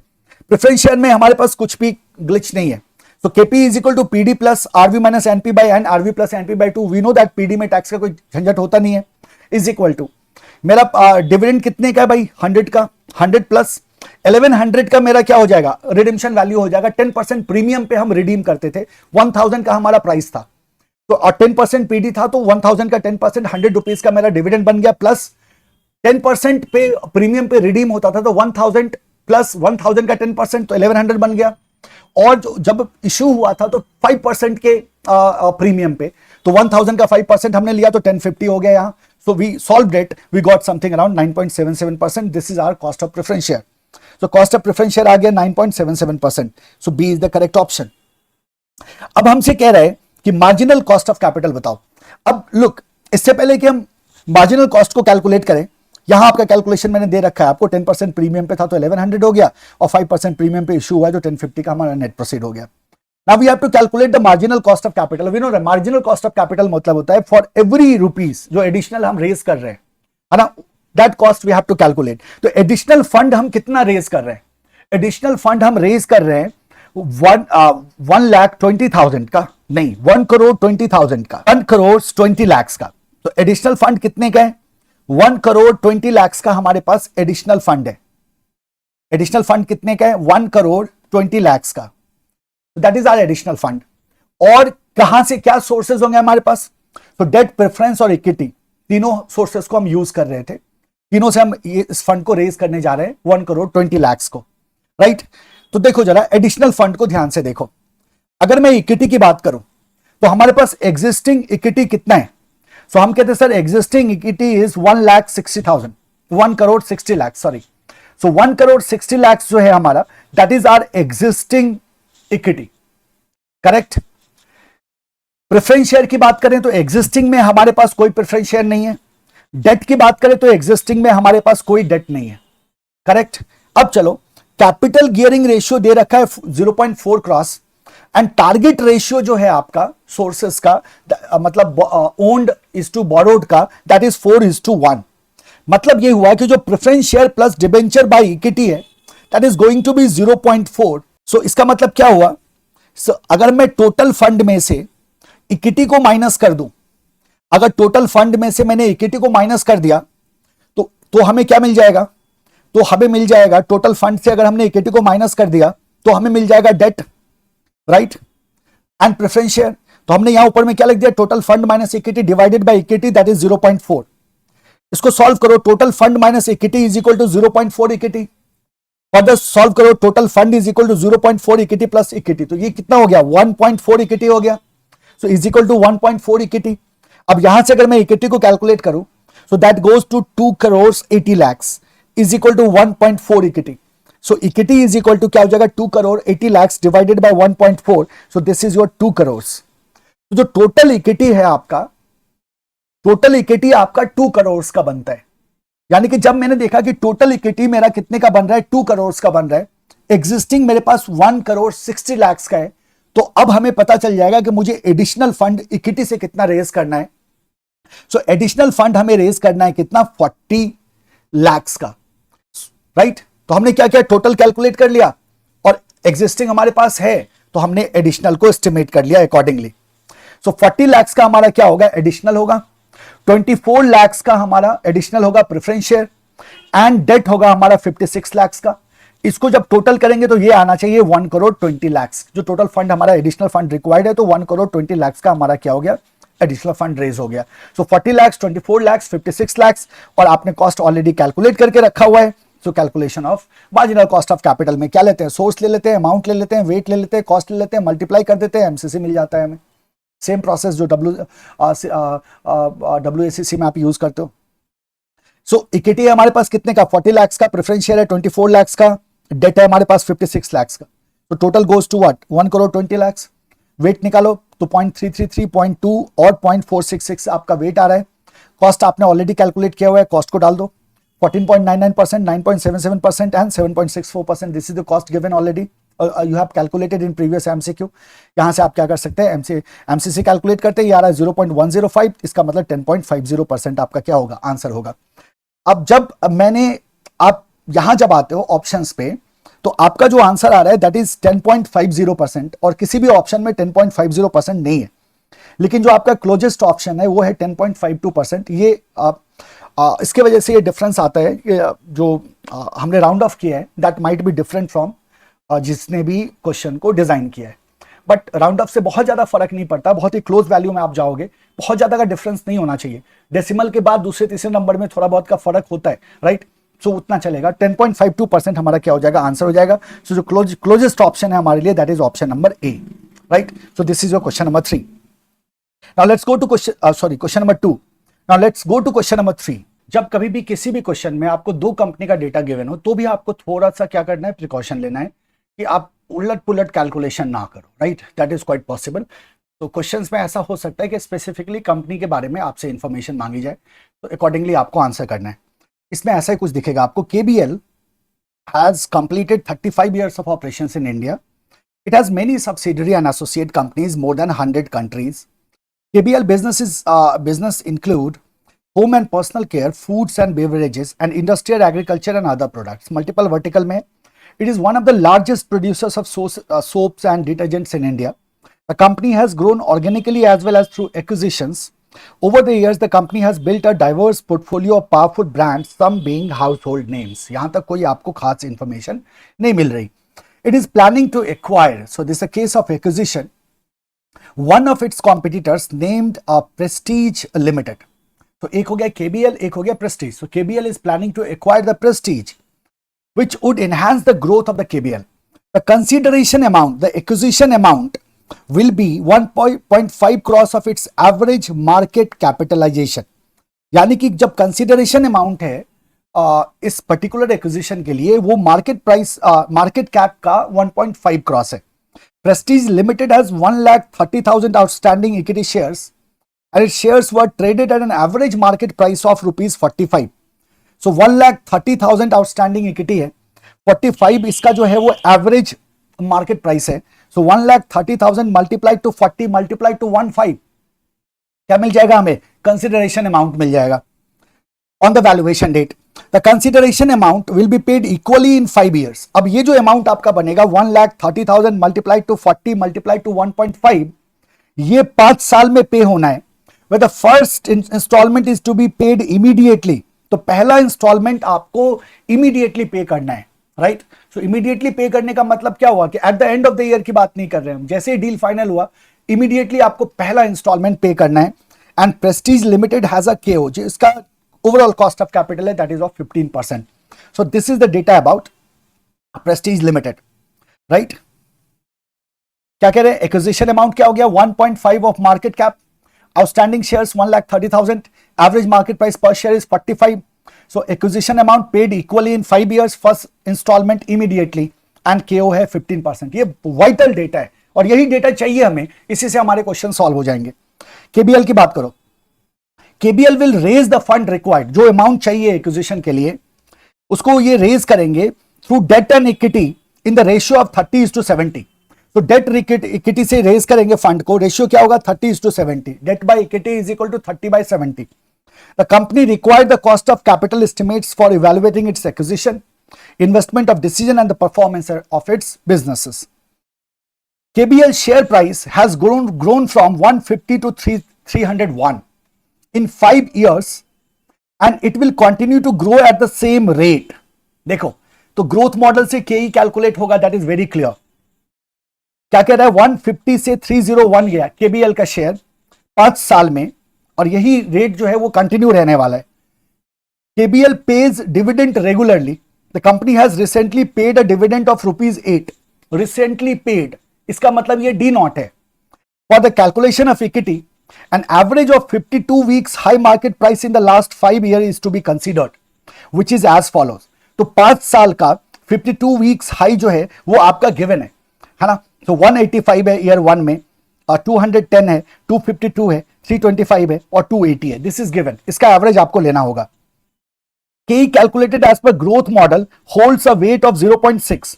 तो जब हम KE को कैलकुलेट करेंगे ग्रोथ मॉडल का के हिसाब से तो वेट कितना होगा उसका 0.6 का होगा. The company also wishes to calculate the equities expectation using CAPM. So आपको ग्रोथ में भी KE कैलकुलेट करना है और साथ ही साथ आपको CAPM से भी KE कैलकुलेट करना है, which holds a weight of 0.4. The risk-free rate is assumed as the yield on long-term government bond that company regard as 8%. तो जो आपका रिस्क फ्री है RF है वो 8% का आएगा. And KBL regards as the market risk premium. तो market risk premium का मतलब क्या हुआ? RM minus RF. RM minus RF. हम CAPM में जानते हैं ना, CAPM इज इक्वल में हम KE इज इक्वल टू क्या करते हैं? RF plus RM minus RF multiplied to beta. That is our formula. So all information is given. RF is 8%, RM minus RF is 11%, and the beta is 0.78. तो आपको दोनों ही method का सारा data given है. You can calculate the cost of equity based on growth model and the CAPM. Further देखो क्या कह रहा है. KBL will issue debenture with a face value of 10,500, which is to be amortized equally over the life of 7 years. तो 10,500 का face value है debenture का and it is going to be amortised equally. Amortised equally का मतलब आप जानते हो कि इंटरेस्ट के साथ साथ प्रिंसिपल भी पेमेंट होता है. तो अगर इक्वली एमोर्टाइज हो रहा है तो हर एक साल कितना पेमेंट जाएगा? 10,500 विल बी डिवाइडेड बाय 7. ये जो अमाउंट आएगा ये every year it will be paying, we will paying it. और प्रिंसिपल रिड्यूस हो जाता है और रिड्यूस प्रिंसिपल पे आप इंटरेस्ट कैलकुलेट करते हो. That is what the amortisation is. The company considers the effective rate of interest applicable to an AAA, यानी कि AAA rated company with a markup of 200 basis point as its coupon rate. तो इनका कहना है कि जो interest rate जो AAA rated company का एप्लीकेबल है उस पे मार्कअप है 200 बेसिस पॉइंट का. ये कूपन रेट होगा डिबेंचर का. It thinks that considering the trend over the year AAA rate is 7.5%. So AAA rate इसका कितना है? 7.5% का है. 7.5% के ऊपर 200 बेसिस पॉइंट जाएगा. 100 बेसिस पॉइंट का मतलब हम जानते हैं 1% होता है. 200 बेसिस पॉइंट का मतलब क्या हो जाएगा? 2% हो जाएगा. यानी कि जो मेरा कूपन रेट होगा that will be 7.5% plus 2% is equal to 9.5%. Now this is something जो आपको दिमाग में रखना है यहाँ. This is quite important. This is something what you have to keep in mind. 200 basis point का मतलब 2% हो गया और AAA रेटेड का 7.5% का अभी रेट है. तो 7.5% प्लस 2% इज इक्वल टू 9.5% का आपका कूपन रेट बनेगा. टैक्सेशन को इग्नोर करना है और इसके आधार पे पांचों क्वेश्चन का आंसर दे देगा. क्या क्या पूछ रहा है? कॉस्ट ऑफ इक्विटी बताना है आपको दोनों मेथड में. तो कॉस्ट ऑफ इक्विटी दो मेथड में निकालना होगा, ग्रोथ मॉडल में और आपके CAPM में. ओवरऑल कॉस्ट ऑफ इक्विटी बताना होगा. फिर तो जैसे ही हमने ग्रोथ और CAPM में निकाला तो ओवरऑल कॉस्ट हम कैसे बताएंगे? ओवरऑल कॉस्ट ऑफ इक्विटी बताने के लिए हमें क्या करना होगा? उसका वेटेड एवरेज लेना होगा दोनों ही मेथड से, right. So we will get the overall cost of equity. Cost of debt calculate करना है. If the intrinsic value of debenture today is close to 9740. तो अगर इंट्रिंसिक वैल्यू 9740 है तो फिर कॉस्ट ऑफ डेट क्या होगा? That why we have to calculate. And last में calculate the WACC and the amount of purchase consideration. Fourth में and the last one is the present value of purchase consideration is close to. तो purchase consideration का present value क्या है, right. So this is your question. पहले से शुरू करते हैं. सबसे पहला जो हमसे कहा जा रहा है वो हमसे कहा जा रहा है कॉस्ट ऑफ इक्विटी बताओ दोनों मेथड से, ग्रोथ से और CAPM से. So we have data available with us. जब हम कॉस्ट ऑफ इक्विटी को कैलकुलेट करते हैं ग्रोथ मेथड से जानते हैं KE is equal to D1 upon P0 plus G, right. So यहां से हम क्या कर सकते हैं? G को कैलकुलेट कर सकते हैं. 5 साल में शेयर प्राइस 150 से 301 गया है. तो 5 साल में 150 से 301 गया है, राइट. इसका मतलब क्या हो गया कि 150 multiply to 1 plus G to the power 5. 5 is basically number of years here. G is the growth rate. That should be equal to 301. और हमसे कहा गया है कि 150 से 301 गया है और जो ग्रोथ रेट होगा वो सेम ग्रोथ रेट कंटिन्यू होगा फ्यूचर में. So we have to find the growth rate. हम अपने ग्रोथ रेट को कैसे कैलकुलेट कर सकते हैं? तो हमारा 150 से कहां गया है? 301 गया है. इसका मतलब 301 जो रेट है that will be equal to 150 multiplied to 1 plus G to the power n. और n कितना हो गया? 5 years हो गया. 1 plus G to the power 5 is equal to 301 divided by 150. इसको सॉल्व किया तो ultimately it will go to G is equal to 15%, right. आपको एन्युटी टेबल यूज करना होगा. तो G कितना मिल रहा है हमें? 15% का हमारे पास ग्रोथ रेट मिल रहा है. So now we can calculate the D1. तो D नॉट क्या था मेरे पास, D1 is equal to D not 1 plus G, 8% का हमारे पास D नॉट था, तो हमने क्या किया 8 मल्टीप्लाई टू 1 प्लस 15% का ग्रोथ आया, तो 9.2 रुपीज का आपका क्या हो गया, D1 हो गया. Now you have to calculate the price. Price के लिए क्या कहा है इन्होंने, प्राइस के लिए इन्होंने कहा है कि एवरेज ऑफ 52 वीक्स आपको लेना है. Calculation for the calculation of equity, an average of 52 weeks high market price in the past 5 years is to be considered. So 5 साल का कितना हो गया मेरे पास देखो, so take average of 52 weeks high price for 5 years P not के लिए, market price के लिए. So 185 plus 210 plus 252 plus 325 plus 280, इन सबको हमने क्या किया, ऐड कर दिया, एंड 5 साल का है तो डिवाइड कर दिया 5 से, तो एवरेज क्या मिला मुझे 250.4. So this is my P naught. अब इन सारे डेटा को पुट करो, K is equal to D1 upon P naught plus G, 9.2 divided by 250.4 plus 0.15, तो it will give you K is equal to 18.67%. 18.67%, ये ऑप्शन यहां दिख नहीं रहा है, जो क्लोजेस्ट है दैट इज 18.65%. तो 18.65% में दो ऑप्शन है, बी एंड सी, तो हमें देखना होगा दूसरे मेथड का. बोथ मेथड्स पूछा है ना, तो ये मेरा ग्रोथ वाला हो गया. ग्रोथ में दोनों ऑप्शन हो सकता है, तो we have to check the CAPM as well. CAPM का सारा डेटा हमारे पास ऑलरेडी अवेलेबल है. तो CAPM में क्या होता है, K is equal to RF plus RM minus RF multiplied to beta. RF given है 8% का, RM माइनस RF गिवन है 11% का, बीटा गिवन है 0.78, मल्टीप्लाई करो यू विल गेट 16.58%. यानी कि अब हमारा आंसर क्या हो जाएगा, 16.58% and 18.65%. So question number 1 is our answer, right. Second कह रहा है तो ओवरऑल कॉस्ट ऑफ इक्विटी निकालो. कैसे निकालेंगे भाई, दोनों तरह से हमने कैलकुलेट कर लिया है ना. सो जब हम ओवरऑल कॉस्ट ऑफ इक्विटी निकालते हैं तो क्या निकाल देंगे, ग्रोथ में KE मेरा कितना था 18.67%, CAPM में KE मेरा कितना था 16.58%, और दोनों का वेट गिवन है क्वेश्चन में 0.6 एंड 0.4. जब KE calculated as per the growth model holds a weight of 0.6 and when the KE calculated as per the CAPM it holds the weight of 0.4. so weight हमारा given है already, so we have given the weight 0.6 and 0.4, और हम क्या करते हैं wait को cost से multiply कर देते हैं, then we get the average, so that is 17.83. ये 17.83 जो परसेंट है ये मेरा क्या हो जाएगा, ओवरऑल हो जाएगा दोनों ही मेथड का. सो calculate the overall cost of equity में आप क्या करोगे, दोनों ही मेथड का कैलकुलेट कर दोगे. वेट दोनों का गिवन है, राइट. सो उसी वेट को यूज करोगे, उसको कॉस्ट आपने कैलकुलेट किया है, कॉस्ट के साथ मल्टीप्लाई करोगे, you will get the average. तो the correct answer here is 17.83%. तो क्लोजेस्ट ऑप्शन हमारे पास है 17.82%. तो ये हमारा क्या हो जाएगा, आंसर हो जाएगा. ये जो थोड़ा बहुत वेरिएशन हो रहा है ये आपका होगा एग्जामिनेशन में, इसकी टेंशन मत लेना, क्योंकि मैंने इसका मतलब जो मैंने राउंड ऑफ जिस तरह से किया है इस क्वेश्चन को सॉल्व करते हुए उस तरह से इनके सजेस्टेड में नहीं होगा. तो एक दो डेसिमल के बाद एक दो नंबर का फर्क हुआ होगा जिसकी वजह से ये वेरिएशन दिख रहा है, but it's okay, this is okay, इससे कोई फर्क नहीं पड़ता, आपका आंसर क्या होगा, सही होगा. क्वेश्चन नंबर 3, अगर आज का वैल्यू, इंट्रिंसिक वैल्यू आज का 9,740 रुपये है डेट का, तो हमें कॉस्ट कैलकुलेट करने को कहा जा रहा है. देखो डेट में कहा गया है कि एमोर्टाइजेशन है, इसका फेस वैल्यू है 10,500 का, 7 साल के इंस्टॉलमेंट पे है, तो 10,500 डिवाइडेड बाय 7 यानी कि 1,500 का पेमेंट एनुअली होगा. So this is principal repayment each year. So 1,500 का एनुअल पेमेंट होगा, बिकॉज 10,500 फेस वैल्यू है, 7 साल में पेमेंट जा रहा है, तो 7 से डिवाइड करोगे तो 10 कितना हो गया 1,500. This is what happens in the case of amortisation. तो जब हम पहले ईयर 0 की बात करते हैं तो ईयर 0 में आ गया मेरा 10,500. जैसे ही हम ईयर 1 में जाते हैं तो ईयर 1 में जो प्रिंसिपल रीपेड है दैट इज ऑफ 1,500. तो 1,500 हमने पे किया एंड इंटरेस्ट 9.5, जो हमारा इंटरेस्ट हमने कैलकुलेट किया था 7.5 प्लस 2%, 1,500 का प्रिंसिपल रीपेमेंट हुआ एंड 997.50 का हमारा क्या हो गया, इंटरेस्ट बना, right. So principal plus interest कितना पे हुआ, 2,497.5 का पेमेंट हुआ. ईयर 2 में जब जाते हैं तो हमारा प्रिंसिपल क्या हो गया है, 1,500 से रिड्यूस हुआ है, तो 1,500 का यहां पेमेंट हुआ और रिड्यूस्ड प्रिंसिपल पे हम 9.5% लगाएंगे तो इट विल गिव अस 855. तो ये मेरा टोटल पेमेंट हो गया प्रिंसिपल प्लस इंटरेस्ट का. इस तरह से हम क्या करते हैं 7 साल तक चले आते हैं और 7 साल में हमने देखा 1642.5 हमारा क्या है, ये अमाउंट तक हम यहां तक क्या कर रहे हैं, पहुंच रहे हैं.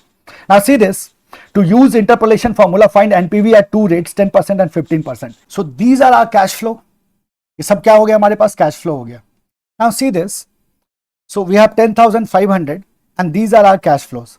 अब हमें क्या करना होगा, basically we have to calculate the cost of debt, है ना। क्या कैलकुलेट करना है, कॉस्ट ऑफ डेट को कैलकुलेट करना है।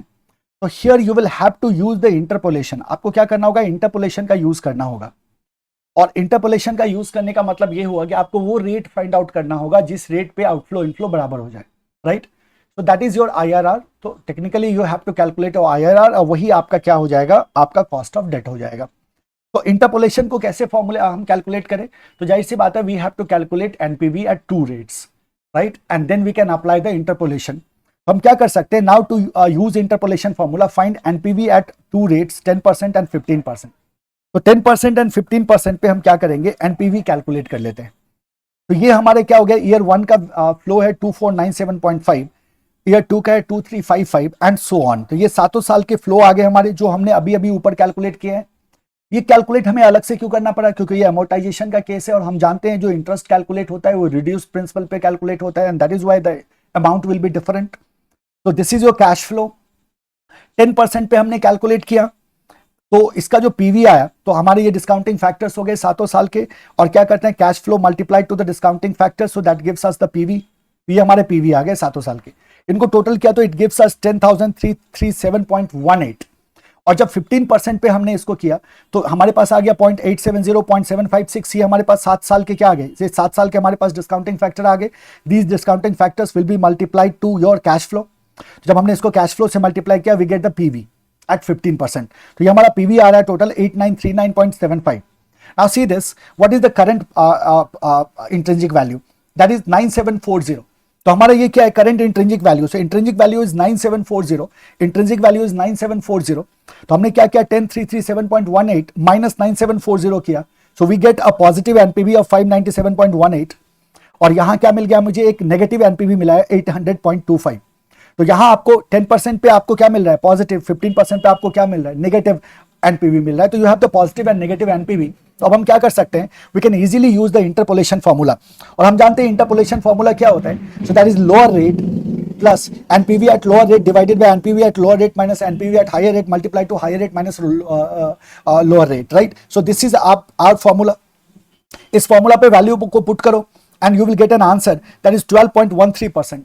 सो आपका जो रेट आ रहा है वो 12.13% का रेट आ रहा है, and this is also approx, क्योंकि आपका ये वैल्यू शायद है नहीं ऑप्शन में। ऑप्शन में जाते हैं तो ऑप्शन में हमारे पास 12% है, 12.13% नहीं है। So 12% is our correct option. So B is the correct option, right. थोड़ा सा वैरी करेगा, इट्स ऑल अबाउट व्हाट, जैसा मैंने आपको कहा कि ये राउंडिंग ऑफ का फर्क है, दैट्स इट। सो 12% हमारा क्या हो जाएगा, आंसर हो जाएगा। This is also very very interesting question, right. ये भी बड़ा इंटरेस्टिंग क्वेश्चन है। और जब आपसे ओवरऑल कॉस्ट ऑफ इक्विटी पूछा गया तो ये भी बड़ा इंटरेस्टिंग क्वेश्चन है, ध्यान से इसको समझ के दिमाग में रखिएगा। Now let's go to question number 4। We have to calculate the WACC। तो WACC को कैलकुलेट करना तो बड़ा आसान है। हम जानते हैं WACC क्या होता है, weighted average cost of capital is equal to K into WD, यानी कि cost of debt multiply to weight of debt plus cost of equity multiply to weight of equity, है ना। वैल्यू डालो, मल्टीप्लाई करो, you will gate 16.07%। क्या मिल गया आपको, 16.07%। ये देखो, ये वाला ऑप्शन आपका करेक्ट हो गया, दूसरा कैलकुलेशन करने की भी जरूरत नहीं है। C is the correct option, but हम कैलकुलेशन तो करेंगे। दूसरा कह रहा है अमाउंट ऑफ परचेज कंसिडरेशन। क्या कहा था हमने, 1,30,000 आउटस्टैंडिंग शेयर्स है, 45 रुपीज का मेरा मार्केट प्राइस है और 1.5 क्रॉस का मेरा वैल्यूएशन है। So 1,30,000 multiplied to 45 multiplied to 1.5 it gives you 87,75,000। तो आंसर क्या हो गया, 87,75,000। दोनों आंसर मेरा मैच कर गया। Correct option is what, C. Question number 5 देखो, present value of purchase consideration is close to. So purchase consideration का प्रेजेंट वैल्यू हमें क्या करके देना होगा, कैलकुलेट करके यहां देना होगा। देखो एन कितना था मेरा, 5 इयर्स का एन था, और पहला जो इंस्टॉलमेंट था वो आपने इमीडिएटली पे कर दिया था, इमीडिएटली पे कर दिया था। जो ओवरऑल कॉस्ट ऑफ कैपिटल है दैट इज ऑफ 16.07%, राइट। तो जरा गौर करो, सो आर टोटल कैपिटलाइजेशन जो हमारा निकल के आया है, जो कंसिडरेशन निकल के आया है, वो आया 87,75,000। So we have 87,75,000 that is our consideration amount, and the consideration amount is to be paid in 5 years, है ना। 5 साल में पे होना है और पहला इंस्टॉलमेंट इमीडिएटली देना है हमें। तो 87,75,000 डिवाइडेड बाय 5, तो ये आ गया 17,55,000। ये मेरा एनुअल पेमेंट है, 17,55,000 का मेरा एनुअल पेमेंट होगा। अब now see this, we have to calculate the PV. तो हमने कहा 17,55,000 मल्टीप्लाई टू 1, ये आपके पहले साल का डिस्काउंटिंग फैक्टर हो गया 16.07% पे। 70,55,000 मल्टीप्लाई टू 0.8615, पांचों साल को आपको क्या करना होगा, प्रेजेंट वैल्यू पे लाना होगा। क्योंकि आप हर एक साल क्या पे कर रहे हो, 70,055,000 आप एवरी ईयर पे कर रहे हो 5 साल के लिए। तो पांचों साल को आपको क्या करना होगा, प्रेजेंट वैल्यू पे लेके आना होगा। पहला साल 1 से मल्टीप्लाई होता है, फिर आपने डिफरेंट डिस्काउंटिंग फैक्टर से मल्टीप्लाई किया, सबको ऐड करो, you get something around 66,58,997 and that is your answer. देखेंगे हम, हमारे पास ऑप्शन है क्या, हम बोलेंगे हाँ 66,58,997 ये हमारा क्या हो जाएगा, ये हमारा आंसर हो जाएगा। तो in this question also 2 questions are quite interesting, और दोनों को अच्छी तरह से समझ के रखना, राइट। क्या पता अगर एग्जाम में आ जाता है तो आप उसको स्मार्टली क्या कर पाओगे, हैंडल कर पाओगे। Now let's go to question number 4। Let's go to question number 4, right. अगर आपको कोई परेशानी हो, कोई दिक्कत हो, आप डेफिनेटली शेयर करिएगा। मथांगी लिमिटेड, ये आपकी कंपनी का नाम है, is a news broadcasting channel having its broadcasting centre in Chennai. There are 200 employees in the organization including top management. As a part of employee benefit expenses, the company serves tea to its employee. है ना, ये employ benefit में है, वो चाय देते हैं free में, ये भी सही है, which is outsourced from a third party, और चाय क्या कर रहे हैं, थर्ड पार्टी से आउटसोर्स कर रहे हैं। The company offers tea 3 times a day to each of its employee. तो 3 बार चाय दी जाती है 200 एम्प्लॉय को, तो 200 multiplied to 3। The third party charges ₹10 for each cup. तो 200 मल्टीप्लाइड 3 मल्टीप्लाइड टू 10 कॉस्ट मिल रहा है आपको। And the company works for 200 days in a year. तो पूरे साल का खर्चा कितना हो गया, 200 employees multiplied to 3 times multiplied to ₹10 per cup multiplied to 200 days. ये आपके पूरे साल का चाय का खर्चा है जो कंपनी क्या कर रही है, आउटसोर्स कर रही है। ठीक है, आगे बढ़ो। Looking at the substantial amount of expenditure on tea, the finance department has proposed to the management and installation of a master tea vending machine.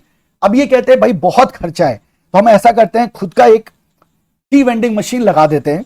From Nirmal limited, दूसरी कंपनी का भी जिक्र आया, मैंने क्या कहा था, जब भी 2 कंपनी का जिक्र आए तो हमें एक्स्ट्रा केयरफुल रहना है।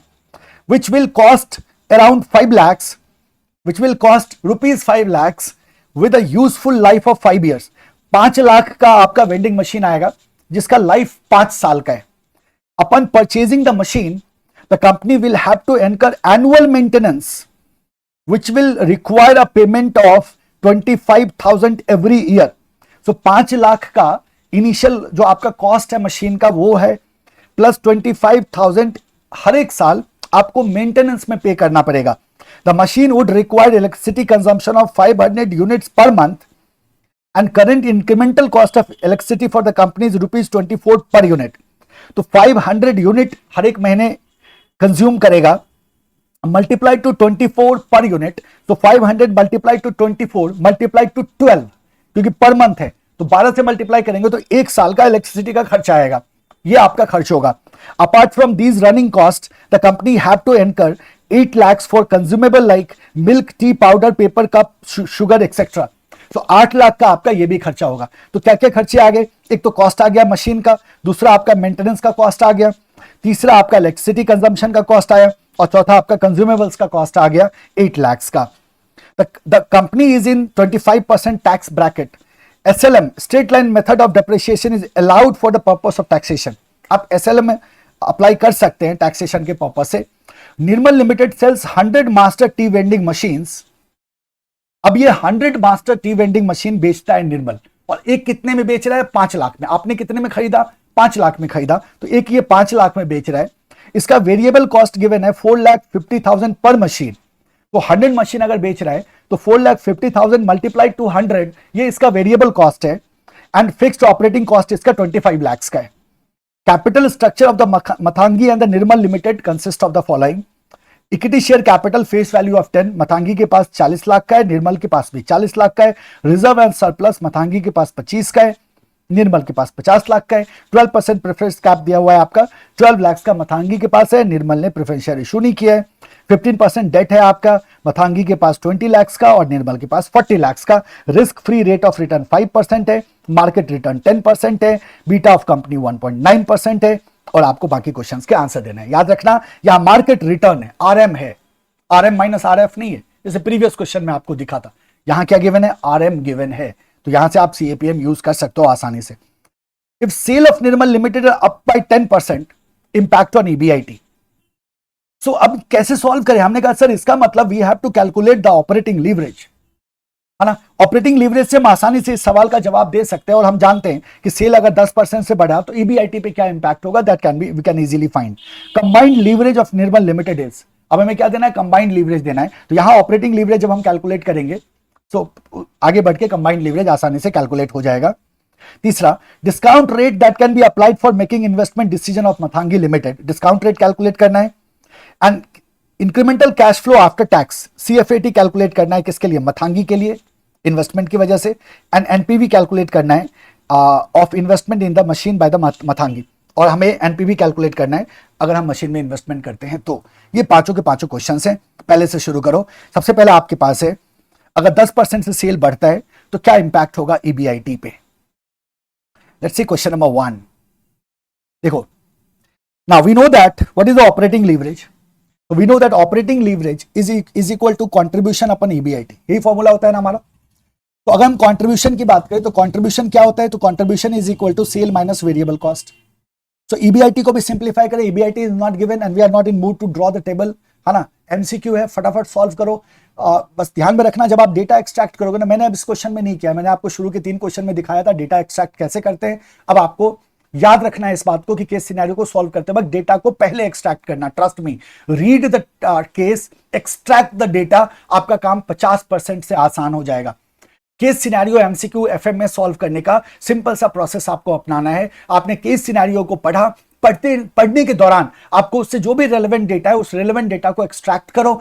अगर 2 कंपनीज का जिक्र है उस पर्टिकुलर केस सिनेरियो में तो दोनों कंपनीज के डेटा को सेपरेटली लिखो। उसको एक्सट्रैक्ट कर लिया आपने, once you have extracted the data, go through the MCQs, पांचों एमसीक्यूज को एक बार रीड करो। ये ज्यादा टाइम नहीं लेगा, पांचों एमसीक्यू को पढ़ने में कितना टाइम आपका जाएगा। Once it is done, now you can start solving and trust me, इससे 50% से आपका काम आसान हो जाता है और आप बहुत तेजी से क्वेश्चन को अप्रोच कर पाते हो, बहुत तेजी से कर पाओगे, एक्यूरेसी हाई होगा आपका, एरर होने के चांसेस नील हो जाते हैं अगर आपने इस तरह से अप्रोच किया हो तो। अगर आपका डेटा एक्सट्रैक्टेड है तो केस पढ़ के डेटा ढूंढ ढूंढ के अगर आप आंसर कर रहे हो, गलती होने के चांसेस बढ़ जाते हैं, तो ध्यान में रखना है इसको।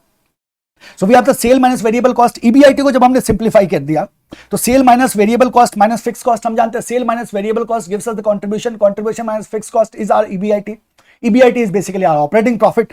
अब देखो, 100 इंटू 5 लाख, 100 मशीन बेचता था तो सेल वैल्यू क्या हो गया, 5 लाख का एक मशीन था, 100 मल्टीप्लाइड टू 5 लाख, ये मेरा सेल आ गया।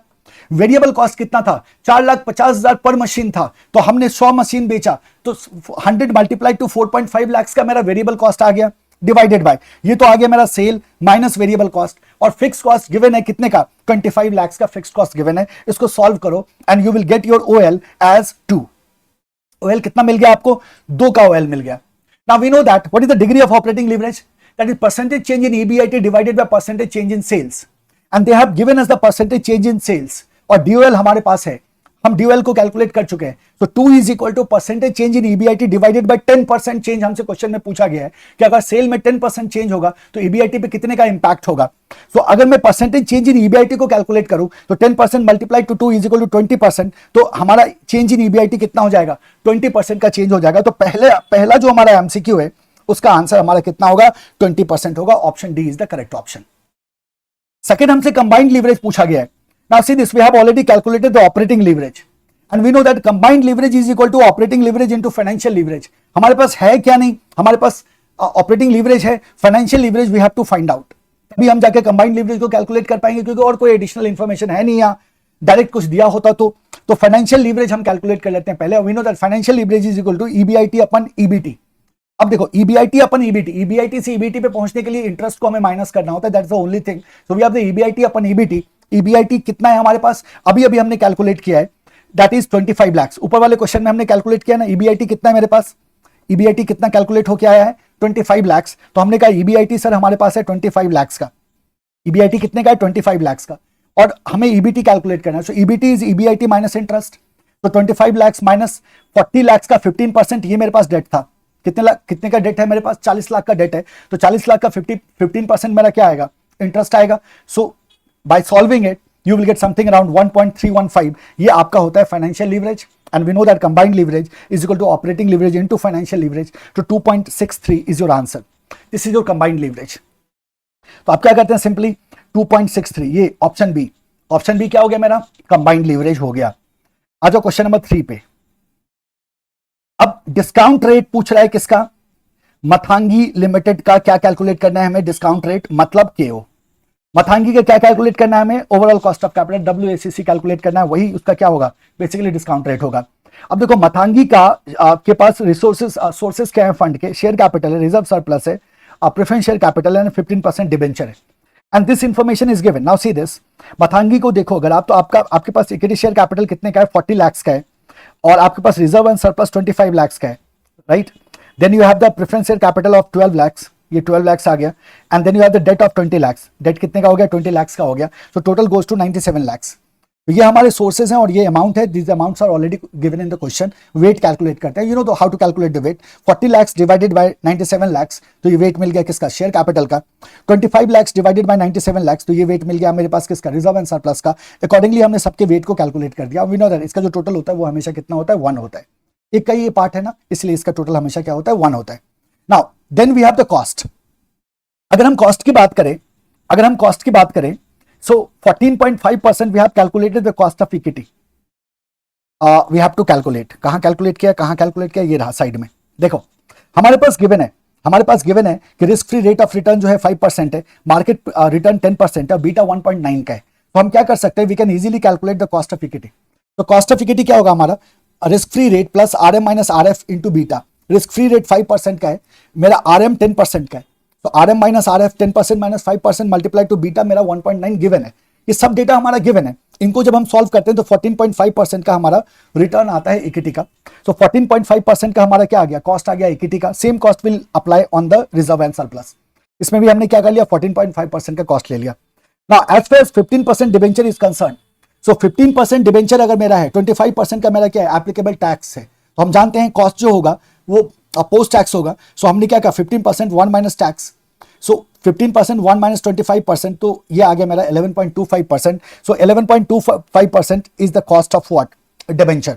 As far as preference share capital is concern, preference share capital कितने परसेंट पे, 12% पे। यहां कोई टैक्स का चक्कर है नहीं, तो हम क्या बोल देंगे, 12% हमारा क्या हो गया, कॉस्ट हो गया किसका, प्रेफरेंस शेयर कैपिटल का।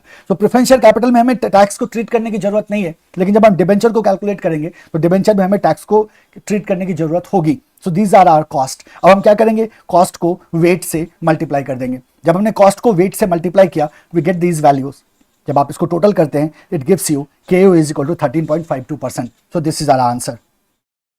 सो हमें केयरफुल रहना है व्हाइल कैलकुलेटिंग। ये रहा आपका question number, option B is the correct answer. While calculating question, you have to be careful about your data given, है ना। क्वेश्चन नंबर 4 क्या कह रहा है, देखो क्वेश्चन नंबर 4 कह रहा है, incremental cash flow after tax per annum attributable to the Mathangi limited due to investment in the machine. अगर मथांगी लिमिटेड मशीन में इन्वेस्टमेंट करता है तो उसका CFAT क्या होगा। बहुत सिंपल है, देखो सबसे पहले हम देख लेते हैं सेविंग इन टी कॉस्ट। ये खर्चा वो कर रहा था, आउटसोर्सिंग कर रहा था ना। क्या था, 200 दिन काम करते थे वो लोग, और 3 बार चाय देते थे, 10 रुपये का एक चाय था। सॉरी 200 एम्प्लॉइज थे, 3 बार चाय देते थे, 10 रुपये का एक चाय था। सो 200 मल्टीप्लाई टू 3 इंटू 10, 200 को भी मल्टीप्लाई करोगे ना, 200 इज मिसिंग, तो 200 डेज थे ना, तो पूरे साल का खर्चा कितने का हो गया, 12 लाख का हो गया।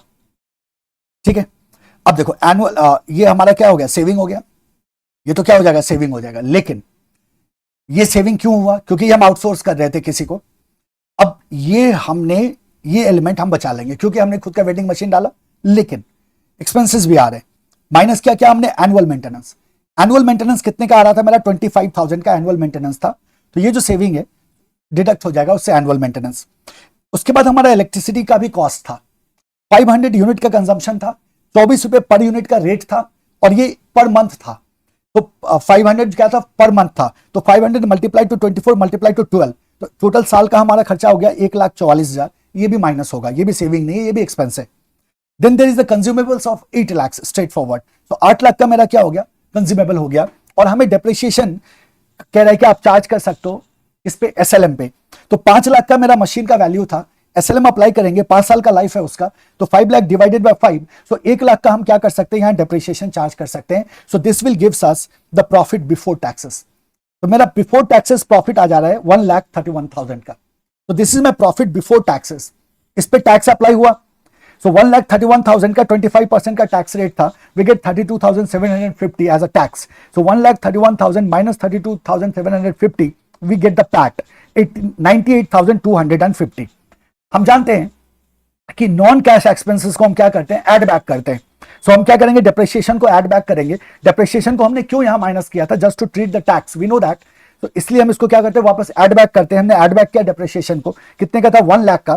सो our CFAT is 1,98,250. So this is your CFAT, cash flow after tax, 1,98,250. So option B is the correct option. Next आ जाओ, net present value of the investment. अगर हम NPV of the investment की बात करें ना, मथांगी अगर इन्वेस्टमेंट करता है मशीन में, तो देखो 0 ईयर पे 5 लाख का आउटफ्लो हुआ एंड 1,98,250 का इसका इनफ्लो है. CFAT अभी हमने प्रीवियस क्वेश्चन में कैलकुलेट किया है. तो ये आपका कैश फ्लो आफ्टर टैक्स है जो इनफ्लो है, और ये क्या है, मेरा आउटफ्लो है. हमें क्या कैलकुलेट करना है, एनपीवी कैलकुलेट करना है. सो एनपीवी क्या हो जाएगा, 5 लाख का आउटफ्लो हो गया, राइट. और ये हमारा क्या है, सेम अमाउंट है ना. तो हमने क्या किया, 1,98,250 मल्टीप्लाइड टू 3.473, ये मेरा क्या है. तो हम कहते हैं सर ये क्युमुलेटिव फैक्टर है हमारे पास, तो हमने इसको मल्टीप्लाई किया और इसको माइनस किया, तो we get NPV as 1,88,522.25, right. इसका क्लोजेस्ट ऑप्शन ये है. So 188,522, देखो 188,522 is the correct option. So B हमारा क्या हो गया, करेक्ट आंसर हो गया. हालांकि हर एक कैलकुलेशन करके मैं नहीं दिखा सकता, आप समझ सकते हो इस बात को, बट आप डेफिनेटली समझ रहे होगे किस तरह से हमें कैलकुलेशन करना है, और डेफिनेटली आपका कॉन्सेप्ट का रिवीजन हो रहा होगा, right. Considering the time limitation मैं थोड़ा फास्ट रहूंगा, so stick to it. Now let's go to question number 5. Question number 5 क्या कह रहा है, देखो इसका भी डेटा मैं एक्सट्रैक्ट नहीं कर रहा हूं, बट आपको डेटा एक्सट्रैक्ट करना है. जब मैं अंडरलाइन करूंगा उस हिसाब से समझ जाओगे किस तरह से हम डेटा को एक्सट्रैक्ट करते हैं. Small bus company is into manufacturing mini buses. Since establishment it has been a phenomenal growth in both its market share and the profitability. The financial statement, that is statement of P&L and balance sheet, are shown below. So P&L और balance sheet हमारे को given है. The company enjoys the confidence of its shareholder who have been rewarded with growing dividend year after year. Last year too, the company had announced 20% dividend. So last year कितने का dividend गया है, 20% का dividend गया है, which was the highest in the automobile sector. The company has never defaulted on its loan payments and enjoys a favorable phase with its lenders, which include financial institutions, commercial banks, and other private debenture holders. Correct? The competition in the bus industry has increased in the past few years, and the company foresees further intensification of competition with the entry of several foreign bus manufacturers. Competition intense हो रहा है, many of whom are market leaders in their respective countries. The minibus segment especially will witness entry of foreign majors in the near future, with latest technology being offered to the Indian customers. Small bus company management realizes the need for large-scale investment in the upgradation of technology and improvement of manufacturing facilities to beat competition. तो इन्हें अब जरूरत पड़ रही है, इन्हें ये feel हुआ कि भाई इंक्रीजिंग कंपटीशन को बीट करना है, तो we will have to make investment. अच्छी बात है, अभी तक कोई डेटा आपको नहीं मिला है. While on one hand, the competition in the industry has been intensifying, on the other hand, there has been a slowdown in the Indian economy, which has not only reduced the demand for the buses, but also led to adoption of price cutting strategies by the various bus manufacturer. तो हम कहते हैं problem और भी ज्यादा सघन problem है, economy में भी अफेक्ट है. सो डिमांड जो है बसेस का वो भी कम हो रहा है, और कंपनीज क्या कर रही हैं, प्राइस कट कर रही हैं. That strategy is also being used. अब देखो, the company needs 3,12,50,000 for the investment. So this is the required amount for the investment in technology and improvement of manufacturing facilities, and company has 3 options for the fund. तो कितना raise करना है, 3,12,50,000 raise करना है, और इसके लिए 3 option है. पहला ऑप्शन देखो, पहला प्लान है द कंपनी में इशू 31,25,000 इक्विटी शेयर्स एट ₹10 पर शेयर. तो 31,25,000 मल्टीप्लाइड टू 10, तो आपको आपका रिक्वायर्ड अमाउंट मिल जाता है. एक तो हो गया all equity. Second, the company में issue 15,62,500 equity shares at ₹10 per share and 1,56,250 debenture of ₹100 denomination bearing and 9% rate of interest. तो दूसरा ऑप्शन है इक्विटी एंड डेट का. सो 1,56,250 multiplied to 100 and 15,62,500 multiplied to 10, you will get this value. तो दूसरा option है equity plus date का। पहला option था इक्विटी का, दूसरा ऑप्शन है इक्विटी प्लस डेट का। तीसरा ऑप्शन है द कंपनी में issue 15,62,500 equity shares of 10 each, 1,56,250 preference shares of 100 per share, 10% per share bearing and 10% rate of dividend. This is the preference shares. So तीसरा option है equity plus preference share capital, equity plus preference share capital, ये आपका तीसरा option है। तो these are the three options given to you. अब क्या कह रहा है देखो, the company earning before taxes, interest and taxes after investment is 37,50,000. So this is my EBIT. So EBIT is given and the tax rate applicable is 40%. तो tax rate 40% है, EBIT आपका 37,50,000 का EBIT गिवन है। आपके पास तीन तरीके हैं fund करने के लिए, रिक्वायर्ड फंड आपको गिवन है ना। कितना इजी क्वेश्चन है, बहुत आसान होने जा रहा है। देखो, what is the EPS under financial plan 1, what is the EPS under financial plan 2, what is the EPS under financial plan 3। तो तीनों फाइनेंशियल प्लान में we have to calculate the EPS। What plan 1 is the EBIT EPS indifference point by formula between financial plan 2, यानी कि 1 and 2 के बीच का हमें क्या करना है, indifference point कैलकुलेट करना है। एंड क्वेश्चन नंबर 5 में हमें प्लान 1 एंड प्लान 3 के बीच का indifference point को कैलकुलेट करना है। तो आपको प्लान 1 एंड 2 का एंड प्लान 1 एंड 3 का indifference point कैलकुलेट करना है, एंड प्लान 1, 2 एंड 3 तीनों का आपको EPS कैलकुलेट करना है। Very very very easy question, right, होगा ना। चलो हम फटाफट कैलकुलेट करते हुए चलते हैं, एक साथ ऑप्शंस को आप मार्क कर लेना। देखो, पहला फाइनेंशियल प्लान की हम बात करें तो हमें कितना फंड चाहिए। इक्विटी फाइनेंसिंग क्या था, 31,25,000 एट 10 ईच, EBIT गिवन है 37,50,000, टैक्स हमारा 40% है। तो EPS क्या होता है, तो जो मेरा पैट है, profit after tax divided by number of equity shares. तो ये ऐसा क्यों हो रहा है पहले प्लान में, क्योंकि पहला प्लान ऑल इक्विटी प्लान है, तो यहाँ कोई प्रेफरेंस शेयर वगैरह है ही नहीं। हम सीधा क्या करेंगे, पैट ले लेंगे। बट याद रखना, जब प्रेफरेंस शेयर वाला ऑप्शन आएगा तो फिर आप पैट से नहीं कैलकुलेट कर पाओगे, क्योंकि वहां प्रेफरेंस डिविडेंड भी जाएगा।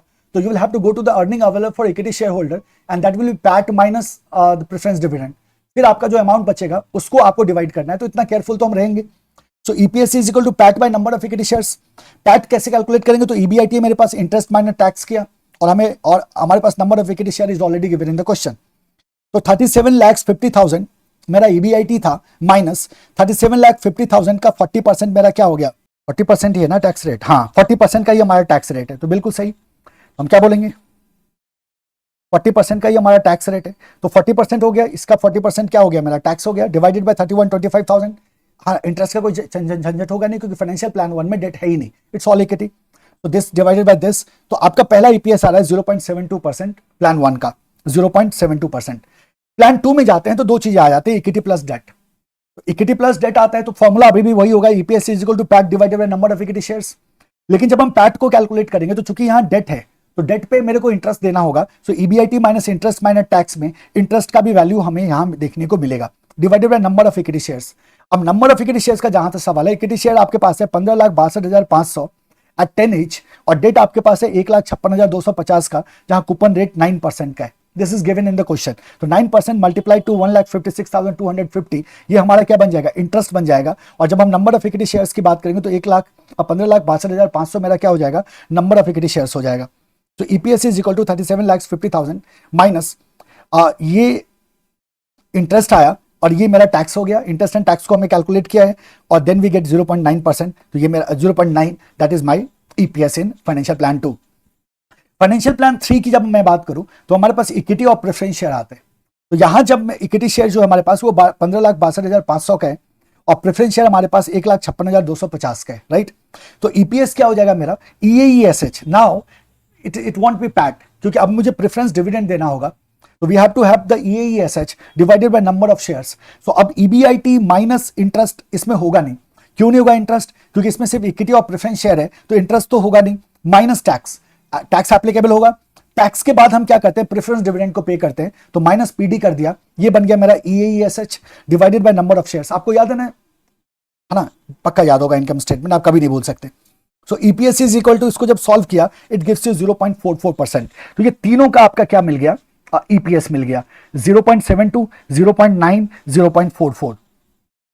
सो 0.72, 0.9 एंड 0.44, ये तीनों का क्या मिल गया आपको, ईपीएस मिल गया। Now we have to calculate the indifference point. बड़ा सिंपल सा फॉर्मूला होता है इंडिफरेंस पॉइंट का।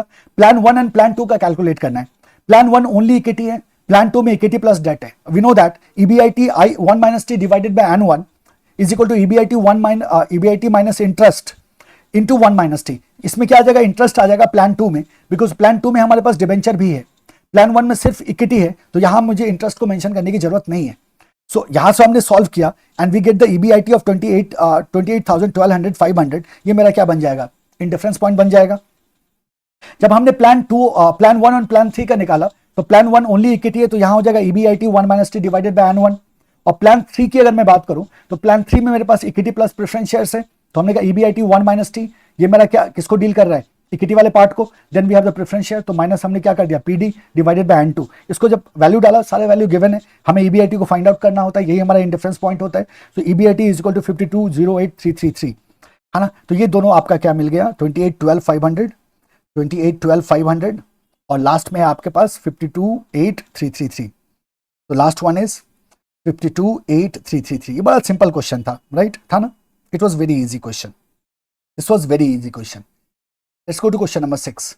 सो अभी हमें ध्यान में रखना है बस। सो आप जब आप फाइनेंशियल मैनेजमेंट को के क्वेश्चंस को करते हो ना, तो कोई फन, कोई भी एंजॉयमेंट आपका एग्जामिनेशन हॉल में काम नहीं आता है।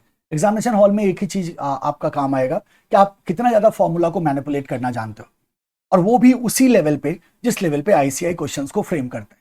That is the basic rule. और जिस बच्चे को उसमें मास्टरी है, वो आसानी से क्या करता है, क्रैक कर लेता है एग्जामिनेशन को। एक्स्ट्रा ऑर्डिनरी स्कोर करता है वही बच्चा जो फॉर्मूला मैनिपुलेशन को अच्छी तरह से समझता हो, जो डेटा मैनिपुलेशन को अच्छी तरह से समझता हो। प्रैक्टिस इसमें बहुत बड़ा रोल प्ले करता है ना। इसीलिए आप अभी भी प्रैक्टिस कर रहे हो, राइट। तो थॉरली सारे क्वेश्चंस को देख रहे होगे आप। ये शीट आपके डिस्क्रिप्शन में, वीडियो के डिस्क्रिप्शन में अवेलेबल है, वहां से आप इसे डाउनलोड कर सकते हो। कुछ क्वेश्चंस मैं आपको सेल्फ के लिए देने वाला हूं, उन क्वेश्चंस को आप सेल्फ प्रैक्टिस कर सकते हो। आ जाओ क्वेश्चन नंबर 6। देखो क्या कह रहा है, एमएनपी लिमिटेड। और फिर एक बात और याद रखना है, बार बार मैं कह रहा हूं कि क्वेश्चन पढ़ते वक्त डेटा को एक्सट्रैक्ट करना है, ठीक है। MNP limited is a multinational company having its operations spread mostly in India and neighboring country in the India. The promoters of the company believe that the capital structure of a company must be kept flexible and balanced, where proper mix should always be maintained between debt and equity.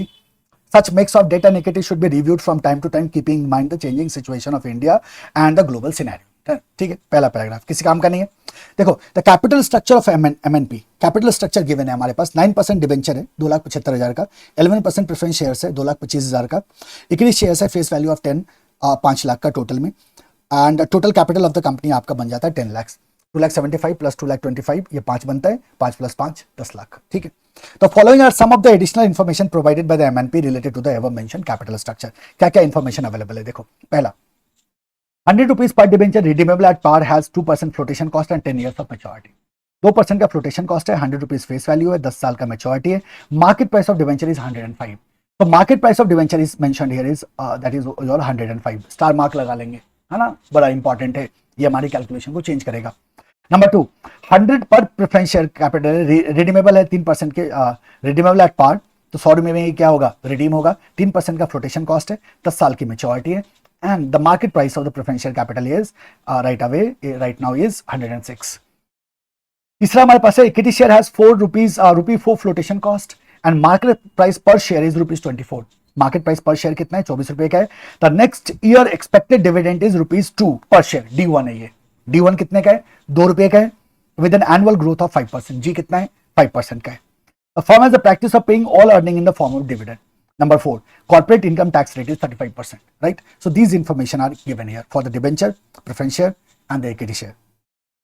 Now see this, since the company is a multinational company, market value weights are preferred over book value weight. Market value weight को ये क्या कर रहे हैं, prefer कर रहे हैं over the book value weight. When calculating the weighted average cost of capital of several reasons, the company believes that the market value reflect the current market perception of a company's financial health and the future prospect. सही बात है। This is more relevant for calculating the cost of capital today, as investors base their decisions on current market conditions. Book values based on historical accounting principles may not accurately represent the true economic value of the company's capital components. बिल्कुल सही बात है। Market values capture the actual cost that a company would incur if it were to raise new capital in the current market. Book value might not reflect the true cost of debt due to the factors like change in the interest rate or the credit worthiness over the period of time ये change होता है. Similarly, book value of the equity might not reflect the current investor expectation for future dividend and growth, right? Market values are readily available through stock prices and market interest rates. Obtaining accurate book value, especially for intangible assets, can be complex and time-consuming process. On the basis of this information, answer these MCQs. बालक, इस पूरे paragraph का जो last paragraph है, इस पूरे paragraph का हमें कोई काम नहीं है. बस इतना ध्यान में रखना है कि मार्केट वैल्यू वेट को ये यूज करने डाल रहे हैं WACC को कैलकुलेट करने में. और फर्स्ट पैराग्राफ का कोई काम नहीं है, इंट्रोडक्टरी पैराग्राफ है. सेकंड पैराग्राफ में हमारे पास क्या है, यहां हमारे पास डेटा है, इसी से सारे क्वेश्चन क्या हो जाएंगे, सॉल्व हो जाएंगे, है ना. सो चलो क्वेश्चन देख लो क्या क्या पूछ रहे हैं. पहला पूछ रहा है कॉस्ट ऑफ इक्विटी बताओ, दूसरा पूछ रहा है कॉस्ट ऑफ डेट बताओ, तीसरा पूछ रहा है कॉस्ट ऑफ प्रेफरेंस शेयर बताओ, चौथा पूछ रहा है WACC बताओ मार्केट वैल्यू वेट के आधार पे, ठीक है. और पांचवा कह रहे हैं what will be the current market price of an MNP limited equity share if the K is 10%, dividend 2 rupees and growth rate is 5% from the following options. आपसे क्या पूछ रहे हैं, के पूछ रहे हैं, right. So it's again a very simple question. So पहला question हमारे सब पहले तो हमें सबका क्या करना है, सबका कॉस्ट कैलकुलेट करके देना है ना. And all data is given. कुछ करना ही नहीं है बालक इस क्वेश्चन में, तो कुछ नहीं करना. देखो कॉस्ट ऑफ इक्विटी कैलकुलेट करेंगे, रोटेशन कॉस्ट 4% का है, राइट. एंड पी नॉट क्या होगा मेरा, जो मार्केट प्राइस है, मार्केट प्राइस 24 रुपए का था, तो 4% फ्लोटेशन कॉस्ट है. फ्लोटेशन कॉस्ट किस पे आ जाता है, फेस वैल्यू पे. फेस वैल्यू 100 रुपीज का था, तो 100 का 4% मतलब 4 रुपए का मेरा फ्लोटेशन कॉस्ट हुआ. एंड जो मेरा करंट मार्केट प्राइस है वो 24 रुपए का है. हमसे कहा जा रहा है कि भाई मार्केट प्राइस को ये इंपॉर्टेंस दे रही है कंपनी, मार्केट प्राइस के आधार पे ही कैलकुलेशन करना है. तो 24 - 4 इज इक्वल टू 20 रुपीज. ये मेरा क्या हो गया, नेट प्रोसीड हो गया ना. तो this is my P not minus F, right. As far as growth is concern 5% का ग्रोथ रेट है एंड D1 गिवन है 2 रुपए का. नेक्स्ट एक्सपेक्टेड डिविडेंड बता रहे, तो that is D1, so that is ₹2. So it's 2/20 plus 0.05, तो KE आ रहा है मेरा 15% का. अब D1 एंड D0 के बारे में एक बात जरूर याद रखना. देखो अगर बोले कि रिसेंटली पेड डिविडेंड है, लास्ट पेड डिविडेंड है ना, इस तरह से अगर आपको बताए तो उसको क्या लेना है, D0 लेना है. और जो नेक्स्ट एक्सपेक्टेड डिविडेंड होता है that is basically your D1. इसमें बिल्कुल भी कंफ्यूजन मत करना, वरना आंसर क्या हो जाएंगे, गलत हो जाएंगे. सो पहला हमारा KE कितना आ गया, 15% का KE आ गया.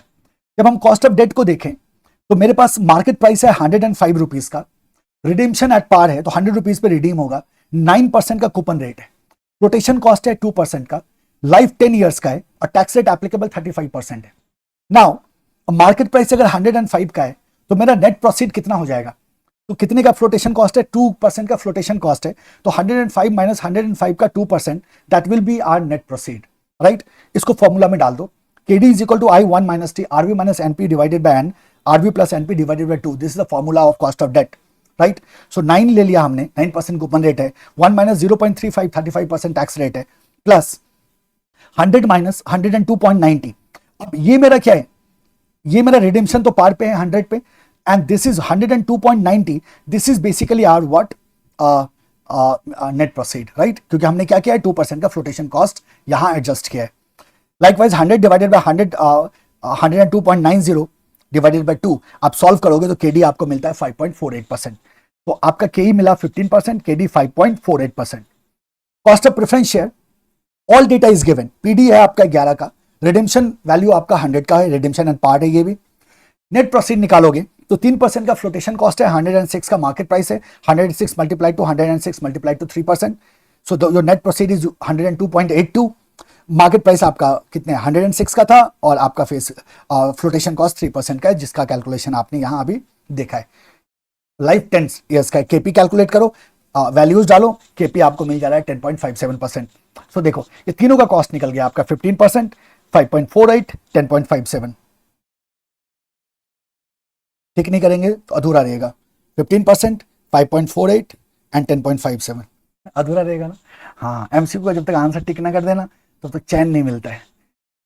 12.80 गलत टिक कर दिएगा, नहीं सर 10.57%, ठीक है. सो सर आपके साथ भी होता है, हाँ मेरे साथ भी होता है. जब तक सही आंसर को टिक ना कर देना तब तक बेचैनी नहीं रहती है. आ जाओ number 4, calculate the WACC. Market value weight को यूज कर रहे हैं, सब जगह मार्केट वैल्यू को ही यूज कर रहे हैं, हर पैराग्राफ में कह दिया इन्होंने. So we have to see this. Market value weight हमें देखना है, और इसीलिए पूरा केस पढ़ना बहुत जरूरी है। अब ये मत देखना किसी थियरी है, इसमें कोई डेटा गिवन नहीं है तो उसको पढ़े ही ना, क्योंकि आपका थर्ड पैराग्राफ बहुत हाईली इंपॉर्टेंट था, उसी में उन्होंने मार्केट वैल्यू वेट को अच्छी तरह से एम्फेसाइज किया है। तो वहां से आपको क्लैरिटी आएगी कि भाई मेरा कैलकुलेशन मार्केट वैल्यू के, मार्केट प्राइस के आधार पर हमें यहाँ करना हो रहा है। WACC क्या यूज करना है? Market value weight. देखो मार्केट वैल्यू डेट का कितना होगा, तो मार्केट वैल्यू डेट का कितना होगा, 2,75,000 डिवाइडेड बाय 100 मल्टीप्लाई टू 105। ये मेरा मार्केट प्राइस था, 2,75,000 मेरा क्या था, टोटल कैपिटल था। इसको डिवाइड करेंगे 100 से, पर डिबेंचर का ये प्राइस था मेरा, और उसको 105 से जो करंट मार्केट प्राइस है, जैसे हमने 275,000 डिवाइडेड बाय 100 किया तो हमें नंबर ऑफ डिबेंचर मेरा मल्टीप्लाई टू 105 कर दिया, तो ये मेरा क्या आ गया, मार्केट वैल्यू आ गया डिबेंचर का। इसी तरह से हम क्या करेंगे, प्रेफरेंस शेयर को कैलकुलेट कर लेंगे। 2,25,000 था टोटल कैपिटल, डिवाइडेड बाय 100 उसका फेस वैल्यू था, नंबर मिला, उसको 106 से मल्टीप्लाइड कर दिया तो we get the capital, preference share capital. Same हम इक्विटी को कैलकुलेट करेंगे, 5 लाख इक्विटीज थे, divided by 10 rupees per equity था, तो ये उसको क्या क्या 24 उसका मार्केट प्राइस था, इससे मल्टीप्लाई किया तो 12 लाख का हमारे पास क्या आ गया, इक्विटी आ गया।